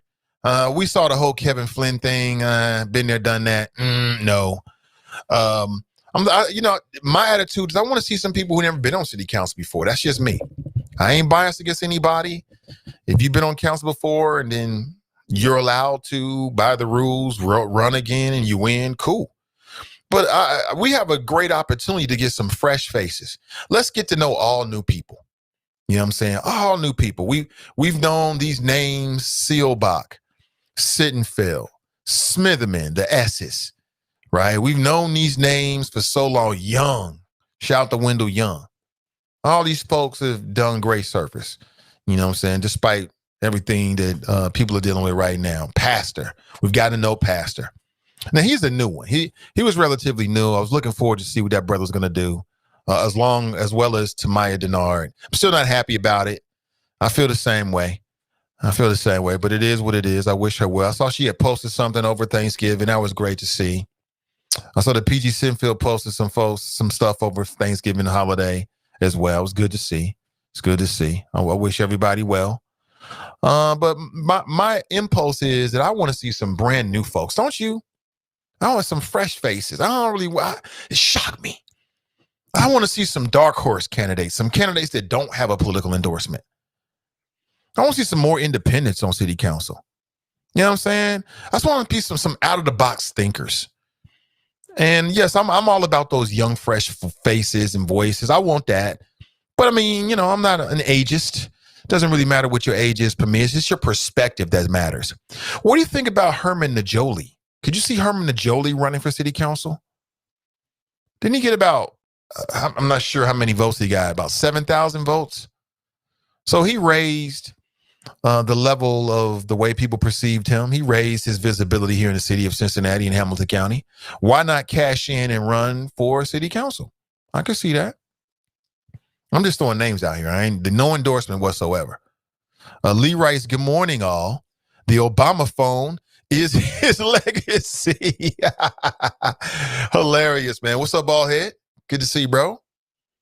Jacqueline writes, good morning. Good to see you, sister. Frenay writes, good morning. Good to see you. Kamikia writes, I plan to take the vaccine when it's available. Okay. No judgments. Do you? Tell us how it works. Janice writes, I'm outraged that some of our elected representatives view politics as a game and not that they have the lives of the people in their hands. So am I. I'm outraged as well. Tanya writes, happy Friday, Nate. My small family relaxed, refreshed, and ate very light because one day doesn't ruin the fitness goal. That's what I'm talking about. Why he messing with me talking about something? Would you have a vegan Thanksgiving? Not really, because I ate some salmon, but for the most part, yeah. My new favorite snack over these last few months has been organic sprouted pecans. Beautiful. Great for your body. Let me see here. Janice writes, personally, I was frightened and disappointed to see some of my Facebook friends gather together, old and young, all together, no masks. I saw that as well, Janice. I'm like, I mean, we just had a brother talking about being with his family, and I ain't trying to, I see it. I get it. Everybody deals with things differently, and I'm sensitive to that. For me, this whole thing is no big deal. I could do this for another 20 years. This is nothing to me. I got everything I need. This appeals to my more introverted side. For others, this is hell on earth. And I have to remind myself of that. I have to remind myself that there's another perspective to it, because sometimes you can get so locked into your perspective you can't see anything else. And I'm guilty as charged. But by and large, it's COVID. To me, life and death changes things. When we're talking about life and death and health, it changes the game. It changes the game. I ain't got no time for no whining, no complaining. This is life or death. When it's life or death, it's black and white. And that's the approach I take to COVID-19. I hope the vaccine is successful. I hope the vaccine doesn't have any serious side effects. And I hope that we can get back to some normal. I suspect this is the way it is for the rest of most of our natural lives. I suspect that. But we shall see. Don writes, top of the morning to all. Brother Roosevelt writes, good morning, all. Good to see you, brothers. K.R. Mitchell writes, good morning, family. Good to see you, fam. Lee writes, when Obama took office, everyone expected the 40 acres and a mule to magically appear. He didn't do that. The president works for everyone, not just one ethnic group. Lee, there you go. Popping everybody's bubble with the truth. There you go, brother. Telling us things that we don't want to hear. We don't want to hear that, Lee. What we want to hear is that the 40 acres and a mule is supposed to magically appear in our bank accounts or debit accounts, depending on what you have. Where is my 40 acres and a mule? Where's my reparations? People really thought that Obama was going to lead the charge for reparations. I never thought that. He never said it. When you're the first black man in any position, how radical can you really get? Like, where they do that at? In the annals of American history, as black folks has been able to integrate, move on up like George and Wheezy, eventually you get that first black man that takes a position. Has they ever been radical? No. Now, maybe one of your predecessors would be more radical, but that first black man to take that position is usually somebody that's sort of like a coalition builder, right? Can reach across the aisle and work with everybody. That's just the nature of my country, 'tis of thee. It is what it is. To expect anything different, I think, is foolish. One of my sons told me that he also helps his chosen candidates by giving them a monetary contribution. Who are we talking about, Janice? Kelly writes, good morning, great people. We heard from her. Always great to hear Kelly's voice. Woody writes, anybody call themselves a god is ego tripping. Well, you talking about Charlamagne the God? Well, again, I think the brother is spectacular. I do. Pardon me. I got nothing but respect for what that brother's doing with his podcast network, taking that opportunity, running with it. I got nothing but respect for him, Angela Yee, and DJ Envy. That's it. And I hope they get more. I hope they build even bigger than that. I got nothing but love and admiration, respect for what they're pioneers. They are absolutely pioneers. And that is like it or don't like it, but that is the center of the cultural universe right now. Now, that's kind of changing. It's not as much as it used to be, but they still got some gravity to what they're doing. The digital landscape is changing so much. It's changing so much. It's so much parity. That's why you hear me talking about net neutrality, because we need to fight for that in terms of the politics to make sure that content is king, right? Content is king and nothing else. So I got nothing but respect for them. Nothing but respect. Aaliyah writes, thank you for saying that. People need to stop functioning with the I heard, he said, or did mentality. Kara Mitchell writes, no lies detected, Nate. You are speaking truth. Lee writes, the Biden-Harris team aren't going to put us first. A lot of black people are going to be disappointed.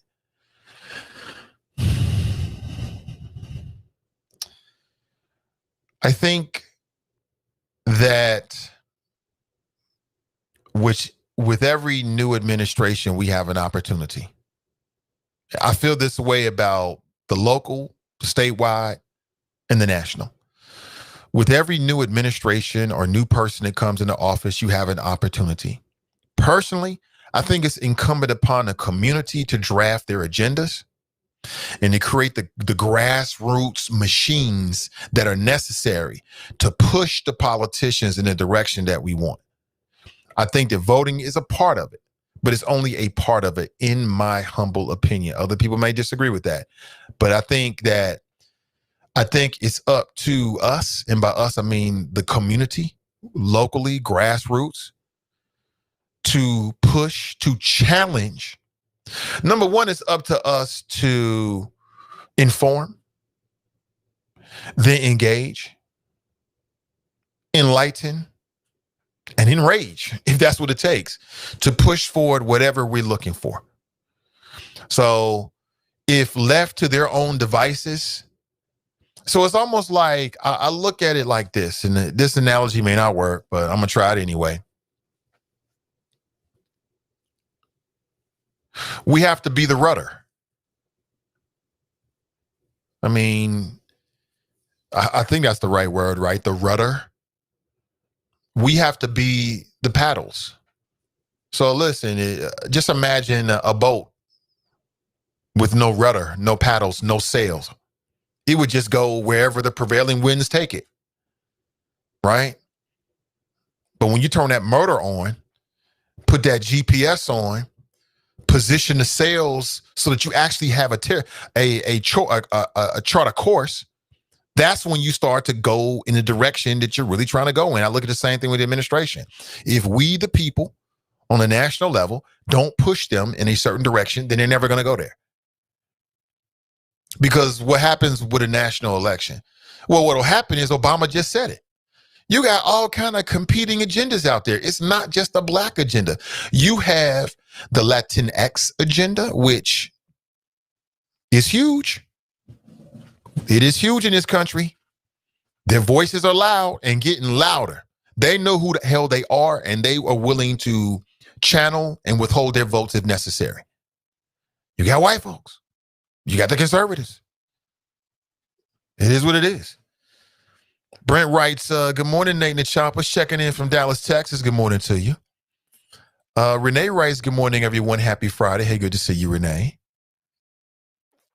Pronounced Kamala, he writes. Dale writes, Stephen Miller's hateful ass. Woody writes, learn how to say VP Harris' name correctly. Daryl writes, it's up to us to push them. See, I didn't even read that, Daryl. Great minds think alike. Tanya writes, yes, I've been waiting for that link. Oh, thank you so much, Tanya. Appreciate you. Yeah, if you want to pick up, it's kind of like this, but it doesn't have the CDM there. It's got the Nathan Ivey logo there. Black Voices Matter sweatshirt in a variety of colors. There's some other merch as well. And there's a link in today's description. Today is Black Friday, so it's reduced. That price will go up in 1 week. I'll leave it that way until next Friday. Then the price will go to what we normally want it to be. But I want to be a part of Black Friday too. And primarily every dollar, my focus is, building out CDM as much as I possibly humanly can. 100% on that mission. Janice writes, if the only problem is if independent journalists are financed with tax dollars, they will have to abide by certain verbally expressive rules and regs. Yeah. Somebody was, that was Kelly Prather. Yeah, but you know what? I'll say this again. In my humble opinion, there's a place for independent media alongside of traditional media. It doesn't have to be a competition per se. It don't have to be that. It doesn't have to be that way. And I'm here to tell you that there are people in traditional media that feel the exact same way. You know what I'm saying? It's so not everybody has that idea that it's some kind of competition. I mean, yeah, I get it on some levels. Sure, of course it is. In terms of people only have so much time. But I think that there is a space for both and a need for both. We already have it.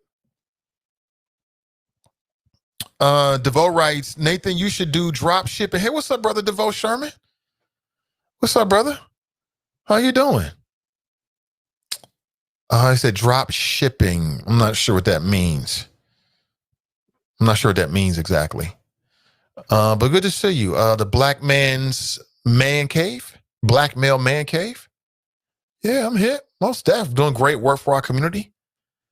Most def. And I see that brother's name come up as a possible Black Republican replacement of Amy Murray. Yeah, good to see you, brother. TNT writes, good morning. TNT writes, Rick James, Charlie Murphy. It's classic. Classic Chappelle, man. They ain't replaced him with some damn Key and Peele. Stick to the horror movies, Peele. Renee writes, I appreciate Netflix for listening to him and removing the show. He didn't ask folks to boycott Netflix. He asked that folks boycott the Chappelle show. That's true. That's true. All true. I do appreciate that as well. They respected his wishes. They could have been like, nah, bro, this is our network. We're going to do what we want to do. But they listened to the brother, so props to them on that. Renee Mack writes, sexism is sexism. Let's go to the phones. Good morning. Welcome to the show. I'm doing great. Hold on 1 second, Brother Fame. Hold on 1 second. Make sure you are connected the way you should be. All right, let's try it again. Hey, good morning. Welcome to the show.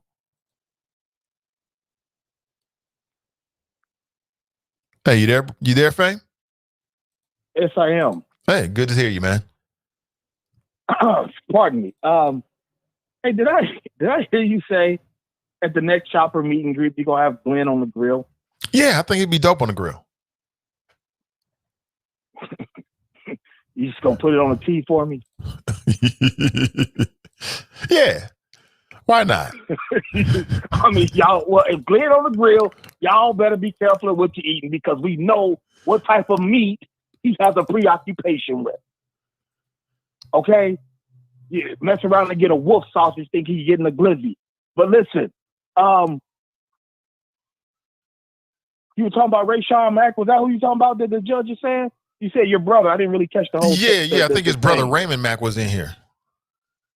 Okay, yeah. Saw his name come up. Yeah, apologies. I haven't been able to listen as actively as I'd like to this particular morning. Yeah, I think Rayshawn Mack would be a good candidate. In fact, I think he deserves it. He was taken out of the game by a corrupt politician. What you talking about, Brother Fame? What you mean what I'm talking about?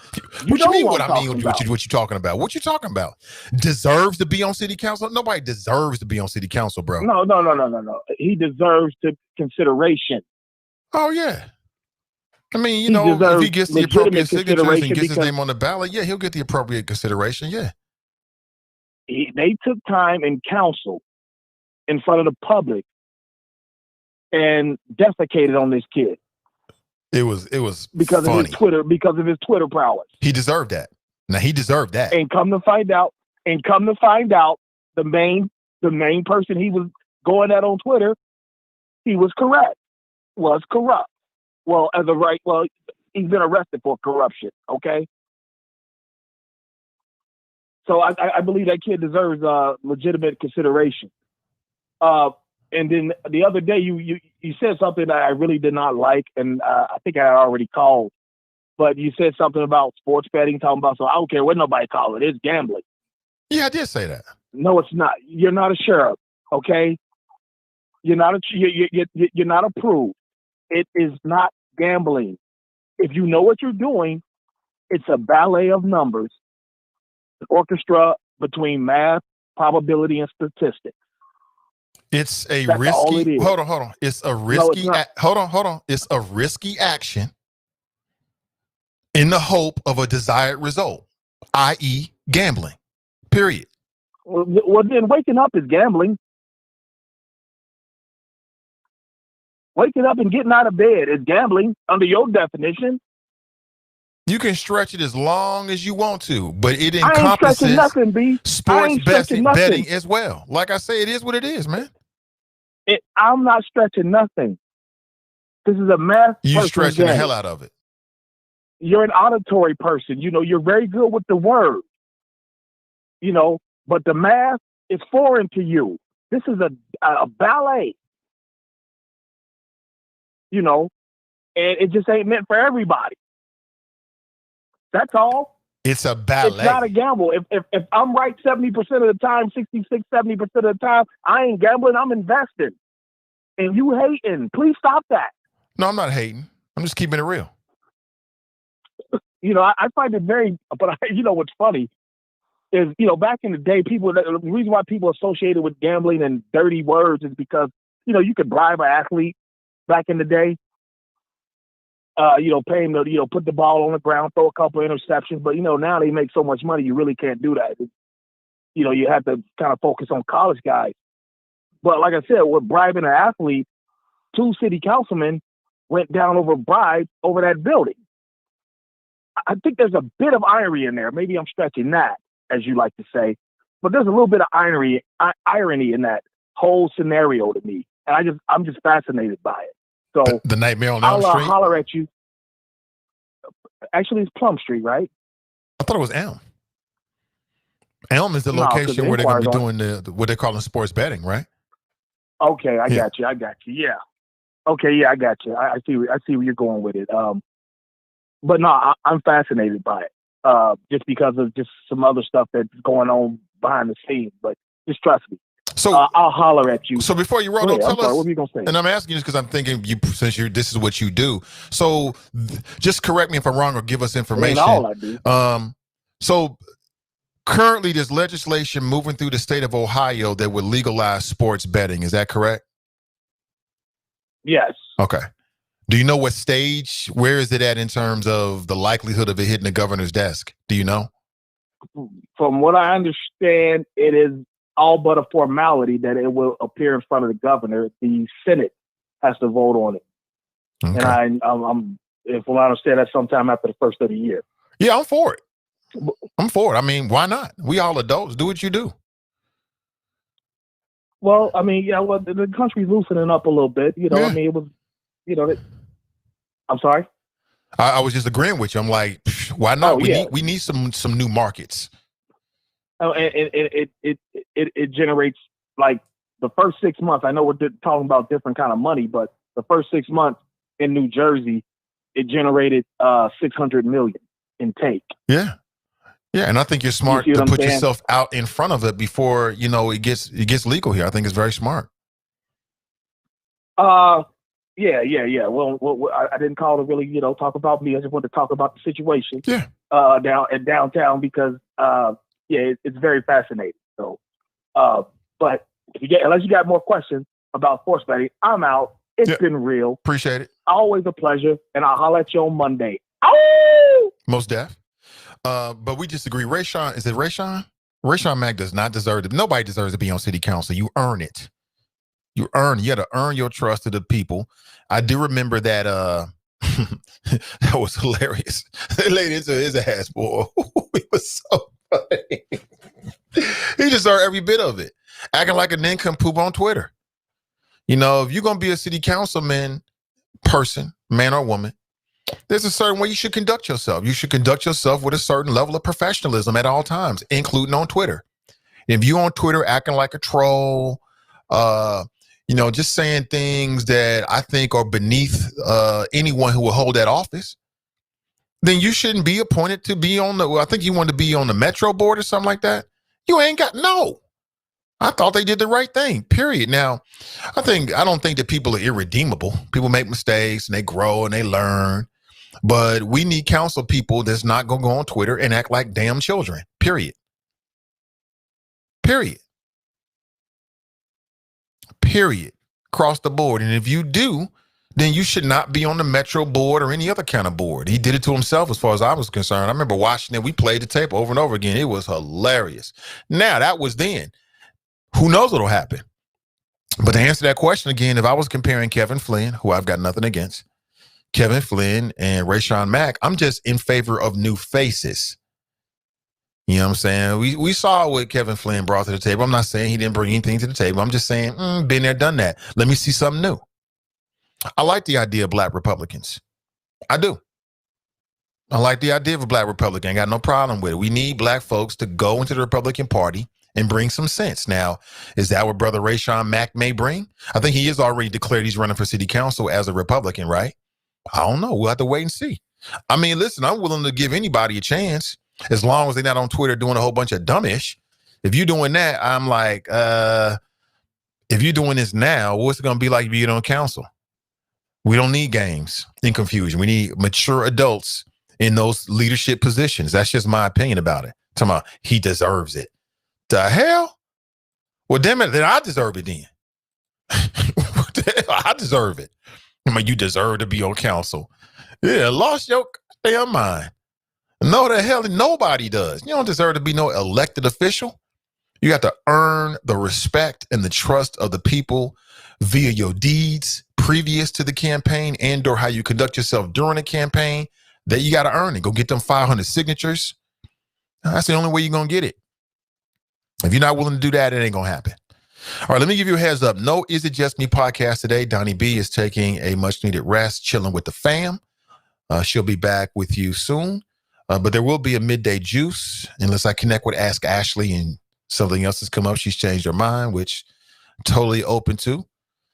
So I'm going to give you a heads up of what you can expect from CDM. I'm with you until, well, I typically go to 10, but that 9:30 is looking real good to me. I can go in there and get me some, well, I smashed the salmon yesterday. I only had maybe like, I don't know, a couple of ounces at the most. How many people are watching this right now and you got a big plate of leftovers? I ain't mad at you. Binge watching television shows and series is so much better when you got either takeout or leftovers. I'm working myself up. I ain't got nothing in there. I ain't got no mac and cheese in there. We didn't do that. We don't have that. The big difference is who's paying the money. Monique asked people to give up Netflix completely. Dave just asked people not to watch his show, but totally different concepts and who the money is coming from. Tracy writes, that's so true. They ran Monique through the coals. Yes, they did.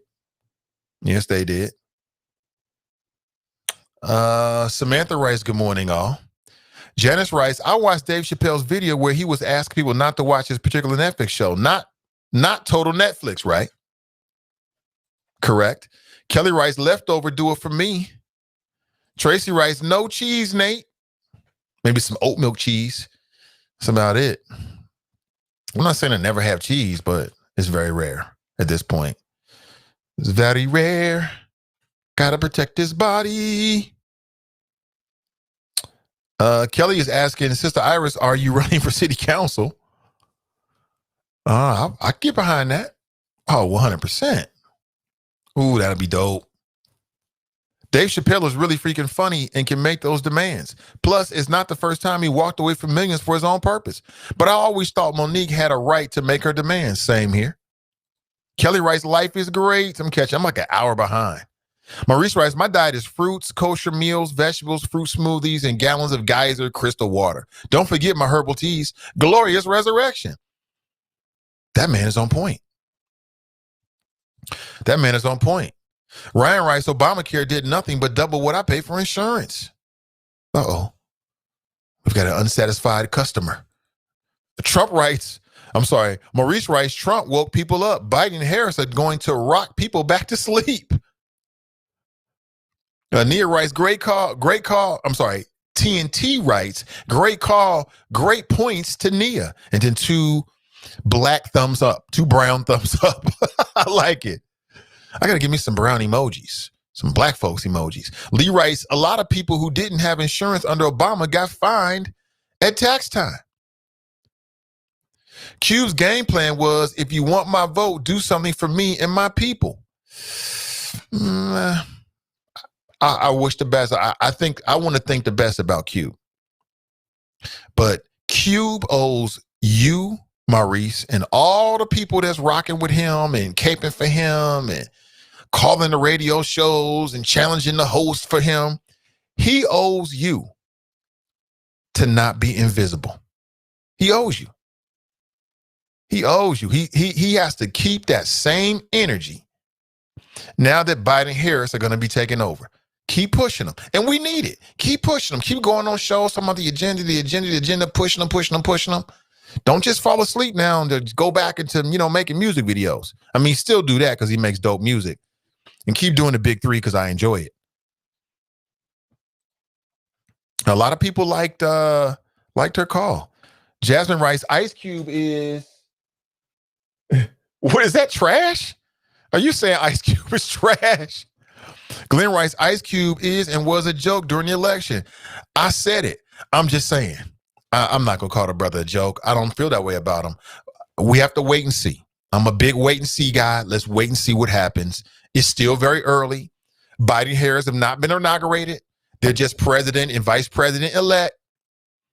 It's Christmas time. You know what I'm saying? Ice Cube got other things he's working on. I'm sure he's going to pop up. Brent writes, for those people that expected Obama to be the black savior were delusional. Congress creates the laws and the president signs the laws. The Democrats did not have a supermajority, so even if Barack was more like Stokely Carmichael, his agenda would have gone nowhere, right? Facts. Deshauna writes, good morning. Didn't know you was going to be on the air. I just woke up. All good. Glad you're here. I'm here for whenever you need me to be here. If you want to tune on to see what Nate's talking about, what's popping, cool. If you want to do something else, cool. I'm here. Just know that I'm here. Unless some health reasons, I'm here. Ice Cube had 2 months to get a hold of Miss Garza. He is still in his feelings. He should get out of his feelings and call that sister, call brother P. Diddy Combs, form Voltron on the establishment. That's what I say. Kamiki writes, O'Shea is suspect as fuck. Ice Tresvant Cube.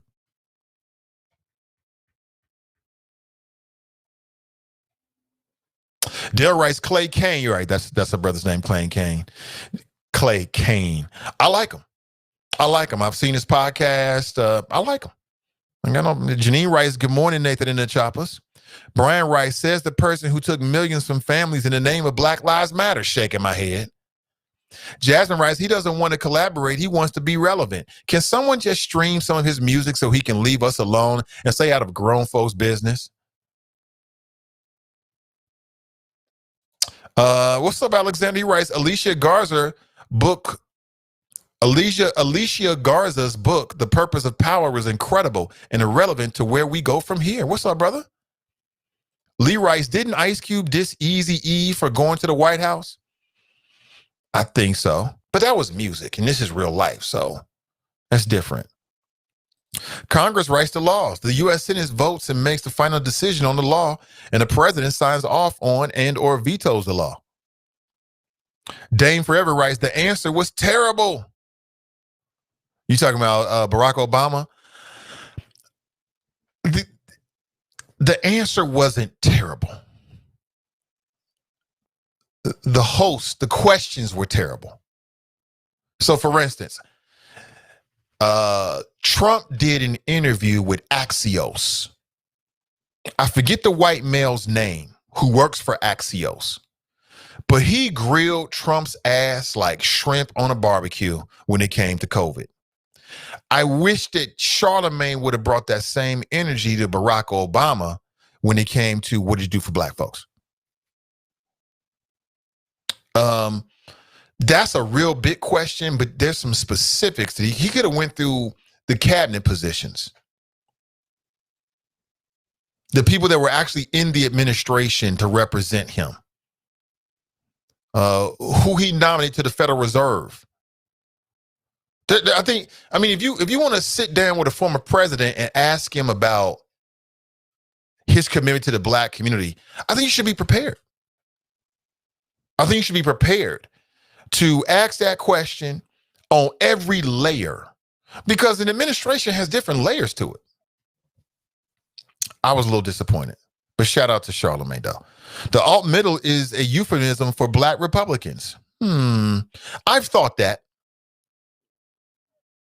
TNT writes, Tavis and Cornel West played themselves, and it's amazing how silent they were during the racist, narcissistic, plutocrat Trump administration. Crabs in a barrel. They were silent, kinda. Well, Tavis got caught up in his sex scandal, the Me Too movement. And then Cornel West, I saw him out there a little bit, but you know who I also blame? I blame the media. Because what I noticed is that when Barack Obama was in office, the mainstream media, I'm talking about cable news, they love to go find black folks to criticize him and put him on TV. They loved it. Black folks to criticize Obama were front and center on all the major networks. And when Trump was in office, you just didn't see as much of those same faces who were given access to those platforms to make the same points they made about Obama about Trump. I just didn't see it. Damon Lynch IV writes, how are you caping for Obama? I'm not caping for Obama, Damon Lynch IV. I'm caping for us. I'm caping for us. We got to get out of this Messiah complex. Whether it be Obama or Harris or whoever the next black person to get like a big time elected position. Like right here in the city of Ohio, city of Cincinnati, we don't know who the mayor is. Could be a black person. They're not a messiah. They're not a messiah. And this whole idea that one person is going to lead us to the promised land and get reparations is part of the problem as to why we don't get enough progress, because we're investing in the wrong things. Let's not invest in one person. Let's invest in us, in our ability to organize on a grassroots level, because that's where it really starts, at home. So no, I'm not caping. I don't want to come across like, if I do, I do. But I ain't caping. Sean writes, good morning, Choppers. What was he going to do? It had nothing. C.O. Taylor writes, good morning. He was scared of white people, period. There are things that Obama did that would fit right into that bucket you just created with that statement right there, Damon Lynch IV. I can't disagree with that. Now, whether you want to say scared of white people or scared of the Republicans or scared of, 40% of the country, sending him an email or something like that. But there were times throughout the administration in which I thought that Obama should have did certain things that he didn't do. Like at the top of that list, on my mind, and this is in no particular order of importance, but, when he found out that Trump was working with the Russians, instead of sitting on it, he should have put it out there. I mean, if that's what your intelligence agency came up with, that's what they came up with. The facts are the facts. Let the people decide. But Obama himself said that, he was worried about how people might perceive him and they might think that I'm just trying to be partisan. Well, what people's perception don't matter if you're doing the right thing, in my opinion. Now, that's me talking. In the court of public opinion, of course, people's opinions does matter. Damon writes, you blame black folks? Yes, I blame all the black folks. Damon Lynch IV. If you're a black person and you voted for Obama in 2008, and then in 2010, you didn't go out to the midterm elections, I blame you. If you're a black person and you voted for Obama in 2012, but in 2014, you didn't come out in the midterm elections, I blame you. I blame you for the difficulties that the Obama administration had in doing two things: securing federal judges and getting legislation passed. I blame them. Yes, I do. 100%. Brent writes, people who do more than consume entertainment know that Mitch McConnell and the do nothing GOP, what Mitch McConnell and the do nothing GOP has done. Thank you so much, Brent. Exactly. Y'all need to tell more people about this, is what Charlamagne said. Like, wait a minute. You didn't know this, bro? No. What you need to do is, in between the Birdman and Bow Wow interviews, is tell people with your platform what's going on. Mitch McConnell and the Republicans, and he did it. They could have been the donkeys of the day every single day during the Obama term. Why weren't they? You, Mr. Media, you got the big time platform, use it. Inform the people. But you got to mix in those interviews too, because people want to know what Bow Wow's doing. He could have pushed the bottom ASAP. We would have come out again had he bailed out the people and not Goldman Sachs. I'm with you on the bailouts. Although the bailouts worked. He was giving what? He was giving a dying economy, and he resuscitated it. I mean, those are facts. Those are facts. I wish President Obama would go on Karen Hunter or Clay Kane shows. Better platform for serious questions. Yeah, I would say that about both of them. Shout out to Karen Hunter. I like her show too. Trump balled. You tripping if you think he didn't. I mean, let's look at what he really did. Trump's big legislative accomplishment was to further unbalance the tax code. Other than that, what did he do legislatively? Most of what Trump did was through two things. One, executive orders, and two, the majority that he had in the U.S. Senate. That's appointmentships. That's Supreme Court. his biggest impact, the legacy of Trump, will be the courts. He didn't do that by himself. Damon Lynch IV. He didn't do that by himself. He was able to do that because the Republicans retained the majority in the U.S. Senate. Without that majority, Trump would have got nothing done at all, except through a series of executive orders. And I'm not to say there won't be some other, legislative things he was able to get through, probably because it was something that the Democrats would have went for no matter what.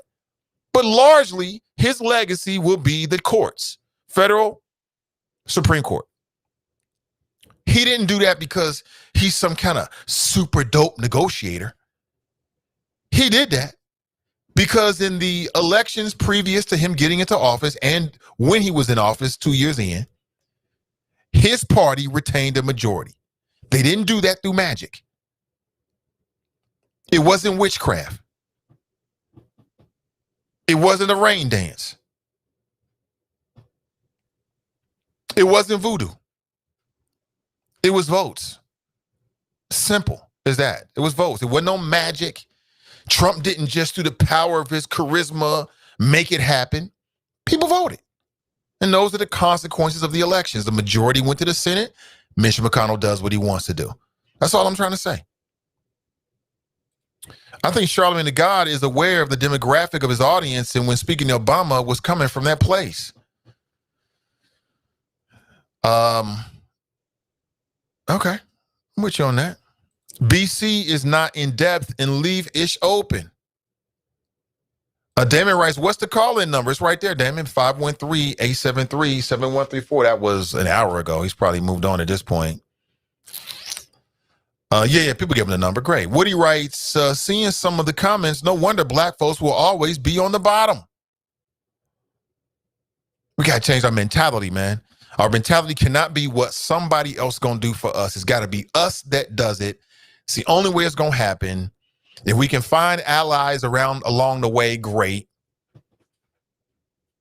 But the energy is going to be from us. And again, I ain't saying people already know. I know people, it's people in the audience right now to do it. They're doing it right now in this city. They've been doing it for 20 years.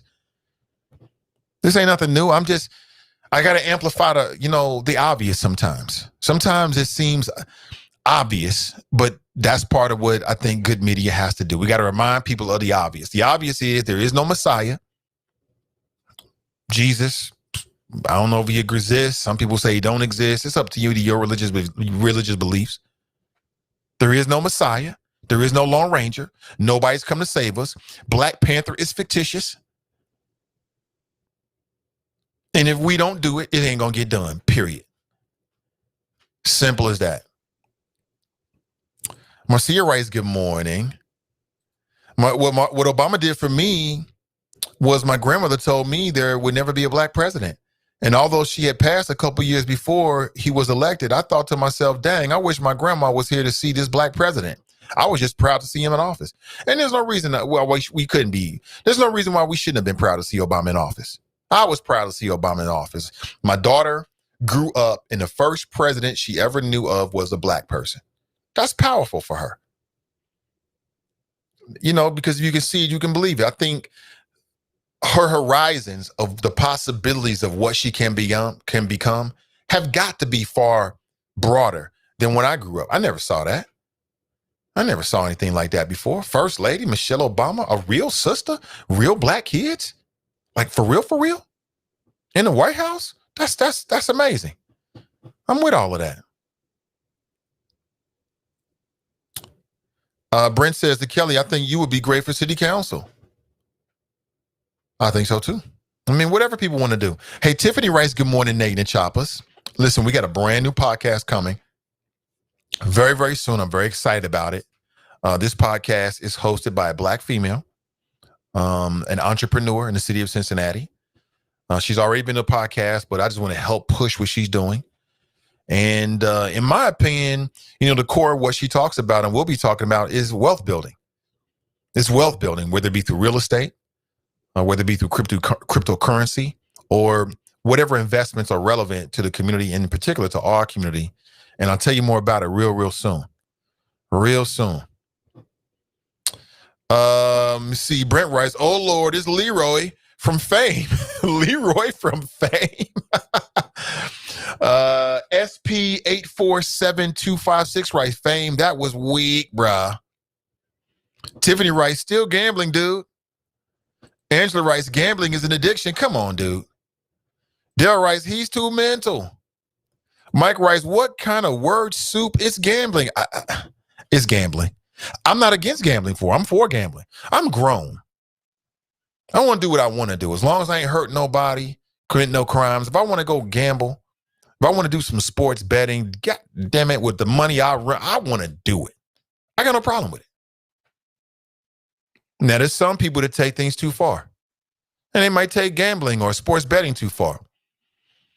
That's on you, homie. We need to make sure there's help for you and appropriate services. I mean, I don't want children and innocent people to get involved, but it is what it is. But if I want to go sports bet on, the Bengals or whatever, that's going to be huge in Ohio.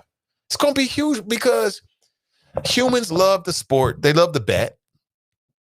And then if you combine bet with sports betting, that's going to be huge. I told the brother the truth. I mean, he's smart to put himself out in front of that.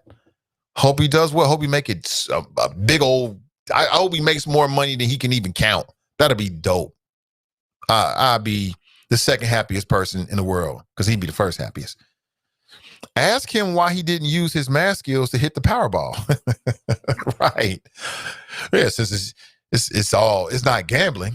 It's all, I wish I read that. That's a good point.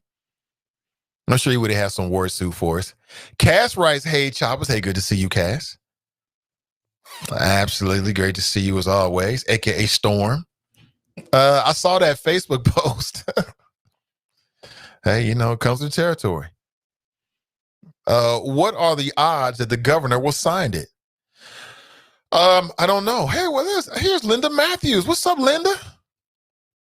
Good to see you. It's been a minute since I've seen her. Good to see you, Linda. She writes, at the New York Times, we know that P.G. Sittenfield is presumed innocent until proven guilty, yet the corruption and pay-to-play mentality in Cincinnati politics goes far beyond publicly elected officials.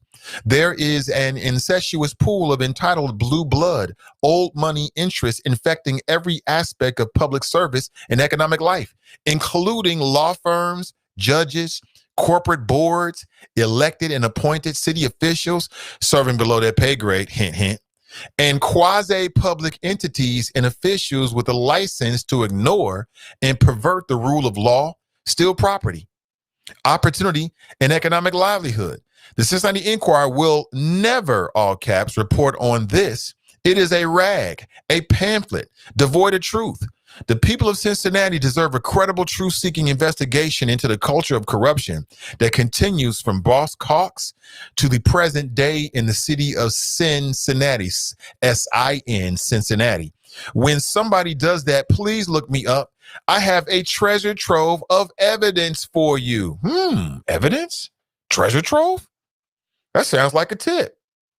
I'm all about that. I got my cell phone numbers in the description. Hit me up. Let me know. Linda writes, I am coming on your show in 2021. I am a black female Republican. Vote Linda Matthews 2021 for city council. Okay. Love it. Good to see you, Linda. Great. Listen, hit me up. We'll make it happen. Again, anyone's running for city council, I want to talk with you here first. Stop here first. This is the most intelligent audience in the Cincinnati area, bar none, period. I'll say it again. The people in this audience are not just voters, they're influencers. I know this firsthand. It's quite evident.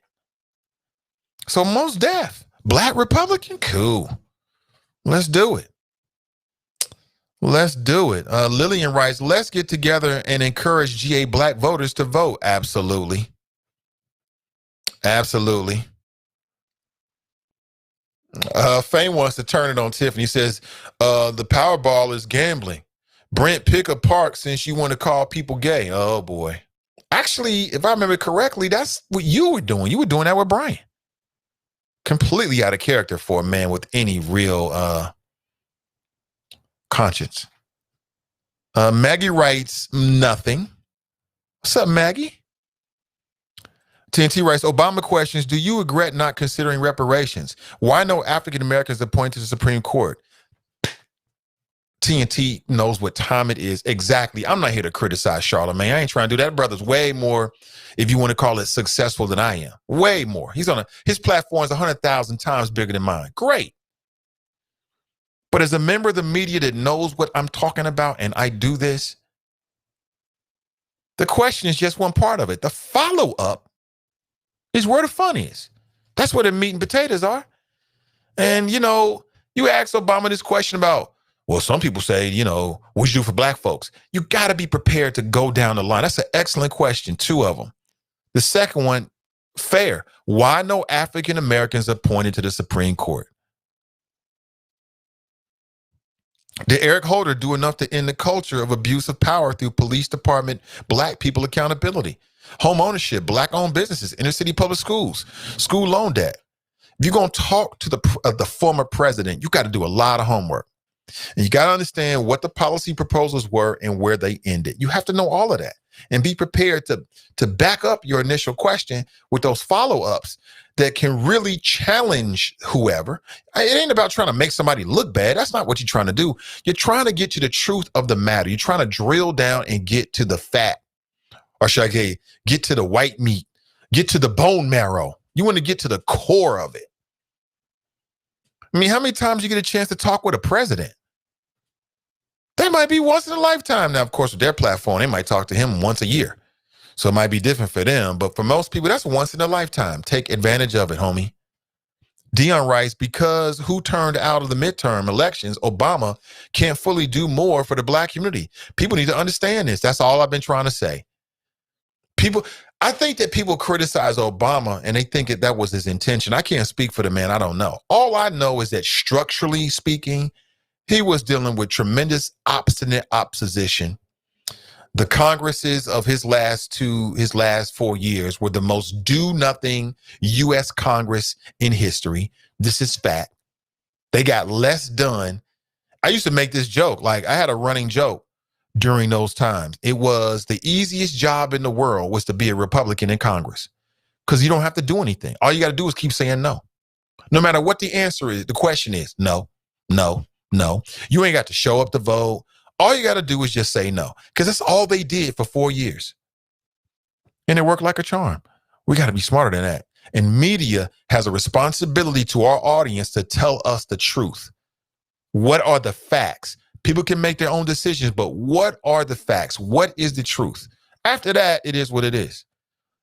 Harry writes, hope for every little black child that it doesn't matter how racist people are in America, you can still be president. Besides, the president isn't voted in office to do anything for a group of people, but it's all people. Hey, what's up with you, Harry? Harry Veris, good to see you. Always welcome. Linda writes, say it louder, Nate. Let's help ourselves. 100%. Nobody else is going to do it. Come on now. Where they do that at? I wish they show up. The Super Friends, fictitious. Aquaman, fictitious. Spider-Man, fictitious. What are you going to tell me? The $6 Million Man, fictitious. I mean, it's got to be us. Grassroots on up. That's it. Ben writes, we need to pay attention to what our Latino brothers, they organize into becoming a political force and they numbers. Ben is why? It's so on point. I've been thinking and saying the same thing. Let's watch what they do and take the best practices and put it in place for us. But there's people doing it already. There's people doing it out there. I can't say that there are not black people doing that. That would be a lie. There's black folks that already know what we're talking about and they're taking steps down that road to make it happen. And I respect it. Jeremiah writes, Obama stepped out and risked his life to become the first black president, opening doors for black people to have the same opportunities in the future. Being first, he had to endure more than any future will. I agree 100%. It's going to be a little easier because America's a little bit more accepting of the idea of having black people in the executive office. So things are going to be a little easier for Kamala. Now, only a little easier. She's going to deal with all the N-word jokes and the people comparing her to apes and monkeys. It's already started. Death threats, people challenging whether she was there or whether it was affirmative action. I mean, you're going to have to deal with that because there's an element of the country that's a straight nincompoop all the time, straight nincompoops. But other than that, it should be easier, in my opinion, for her than it was for Obama. That's just me, though. That's just me. What do you think? Hey, listen, before we roll out of here, family, I want to share with you once again that if you like what you see here, let me take that lower third down. Okay, so if you like the Black Voice Matter, these are available on sale right now at the store. There's a link to where you can pick this up. Not this particular one, because as I promised all of the winners, this was an exclusive one with the CDM logo. The ones you can purchase have the Nathan Ivey Show Black Power microphone icon right there. Every single dollar goes straight back into CDM as we build out this platform so we can compete. And so that the plans that we have can be fully put in place. Okay. Your support means everything. 100%. I'll be doing another video today for my patrons. And I would ask you to seriously consider becoming a patron. You get access to behind the scenes stuff happening with the show, another level of access to yours truly, get insights to upcoming podcasts. You can suggest a podcast. I take those suggestions very, very seriously. Get access to the monthly newsletter. Get access to Fade to Black, which is a live show that I do exclusively for my patrons. Depending on what level, you get the audio and the video or both. Merch as well. I'll be running prizes and campaigns, especially for my patrons. I don't do anywhere else. So again, you can check it out for yourself. The link is in the description on Facebook and YouTube. Whatever you decide to do is great. If you want to make a one-time donation, my link is there as well. And again, your support means everything as we build out, help us grow this platform. I 100% believe in independent media. I've been doing it for a while, and now with more podcasts coming on, more live streams, my job is just to try to find, people that's got something to say, amplify their voices as much as possible.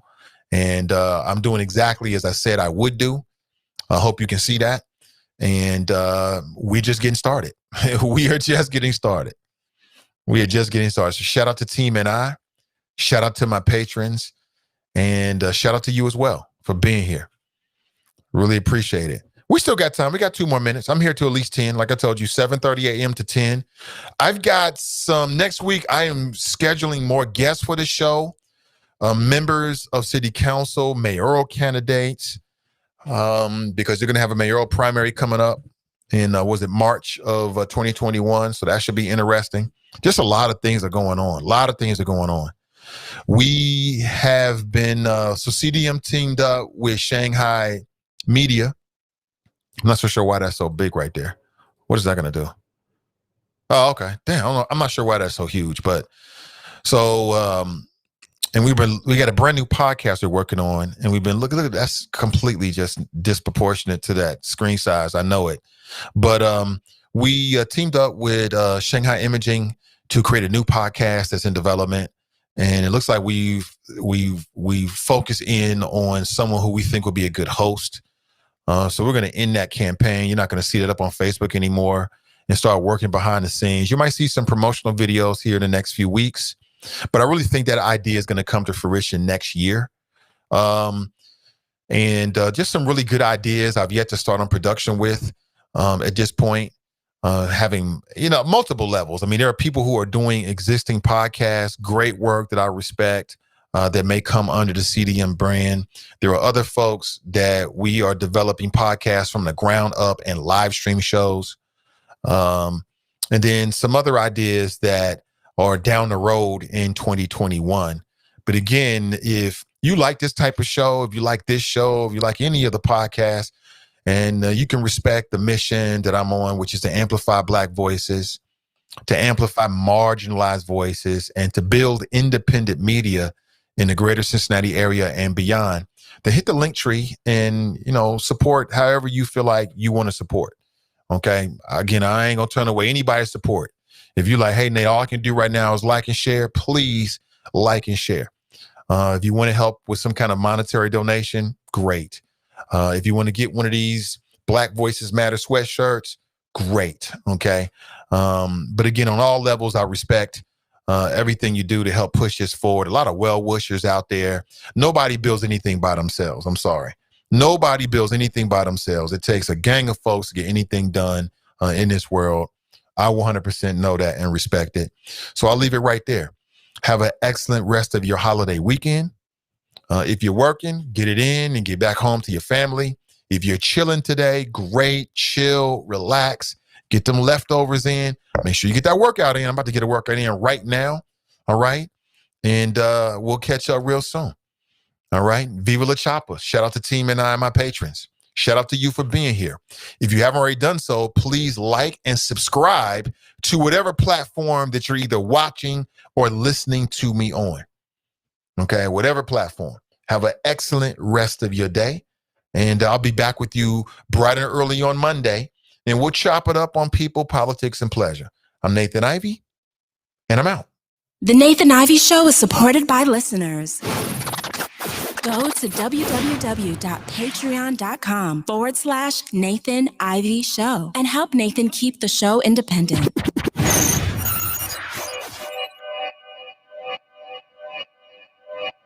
Yeah. Talking to my mirror like I love you so much.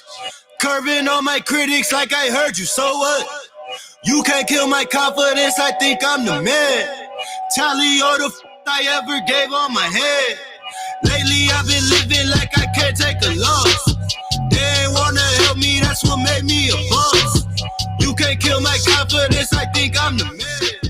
We don't give a fuck, that's what they don't understand. Back again like flu season. I broke records while loose leafing. I'm coming down my roof, leaving. Don't give a fuck, I don't care. Did the for my lonesome. No wonder now I'm on one. No shortcuts on that long run. All I really want is my share. Get on my God, on my totem is nothing. In the discussion, for them feelings I throw all my pain on percussion. The disgusting. I hear them bragging about that they did, and it do not move me, not in the least. They ain't been dropping no seeds in the soil, but swear that you almost spotted the feast. I've been on go mode, showboat, rowboat, wave ride. Cool shorty, too naughty, pool party, wet for the face ride. Annie up, penny down, hand me down, thrift store, old drip. New money, too funny, old shorty talking about, I'm on that now, can't get a pass now. I'm a cash cow, keeping it brash now.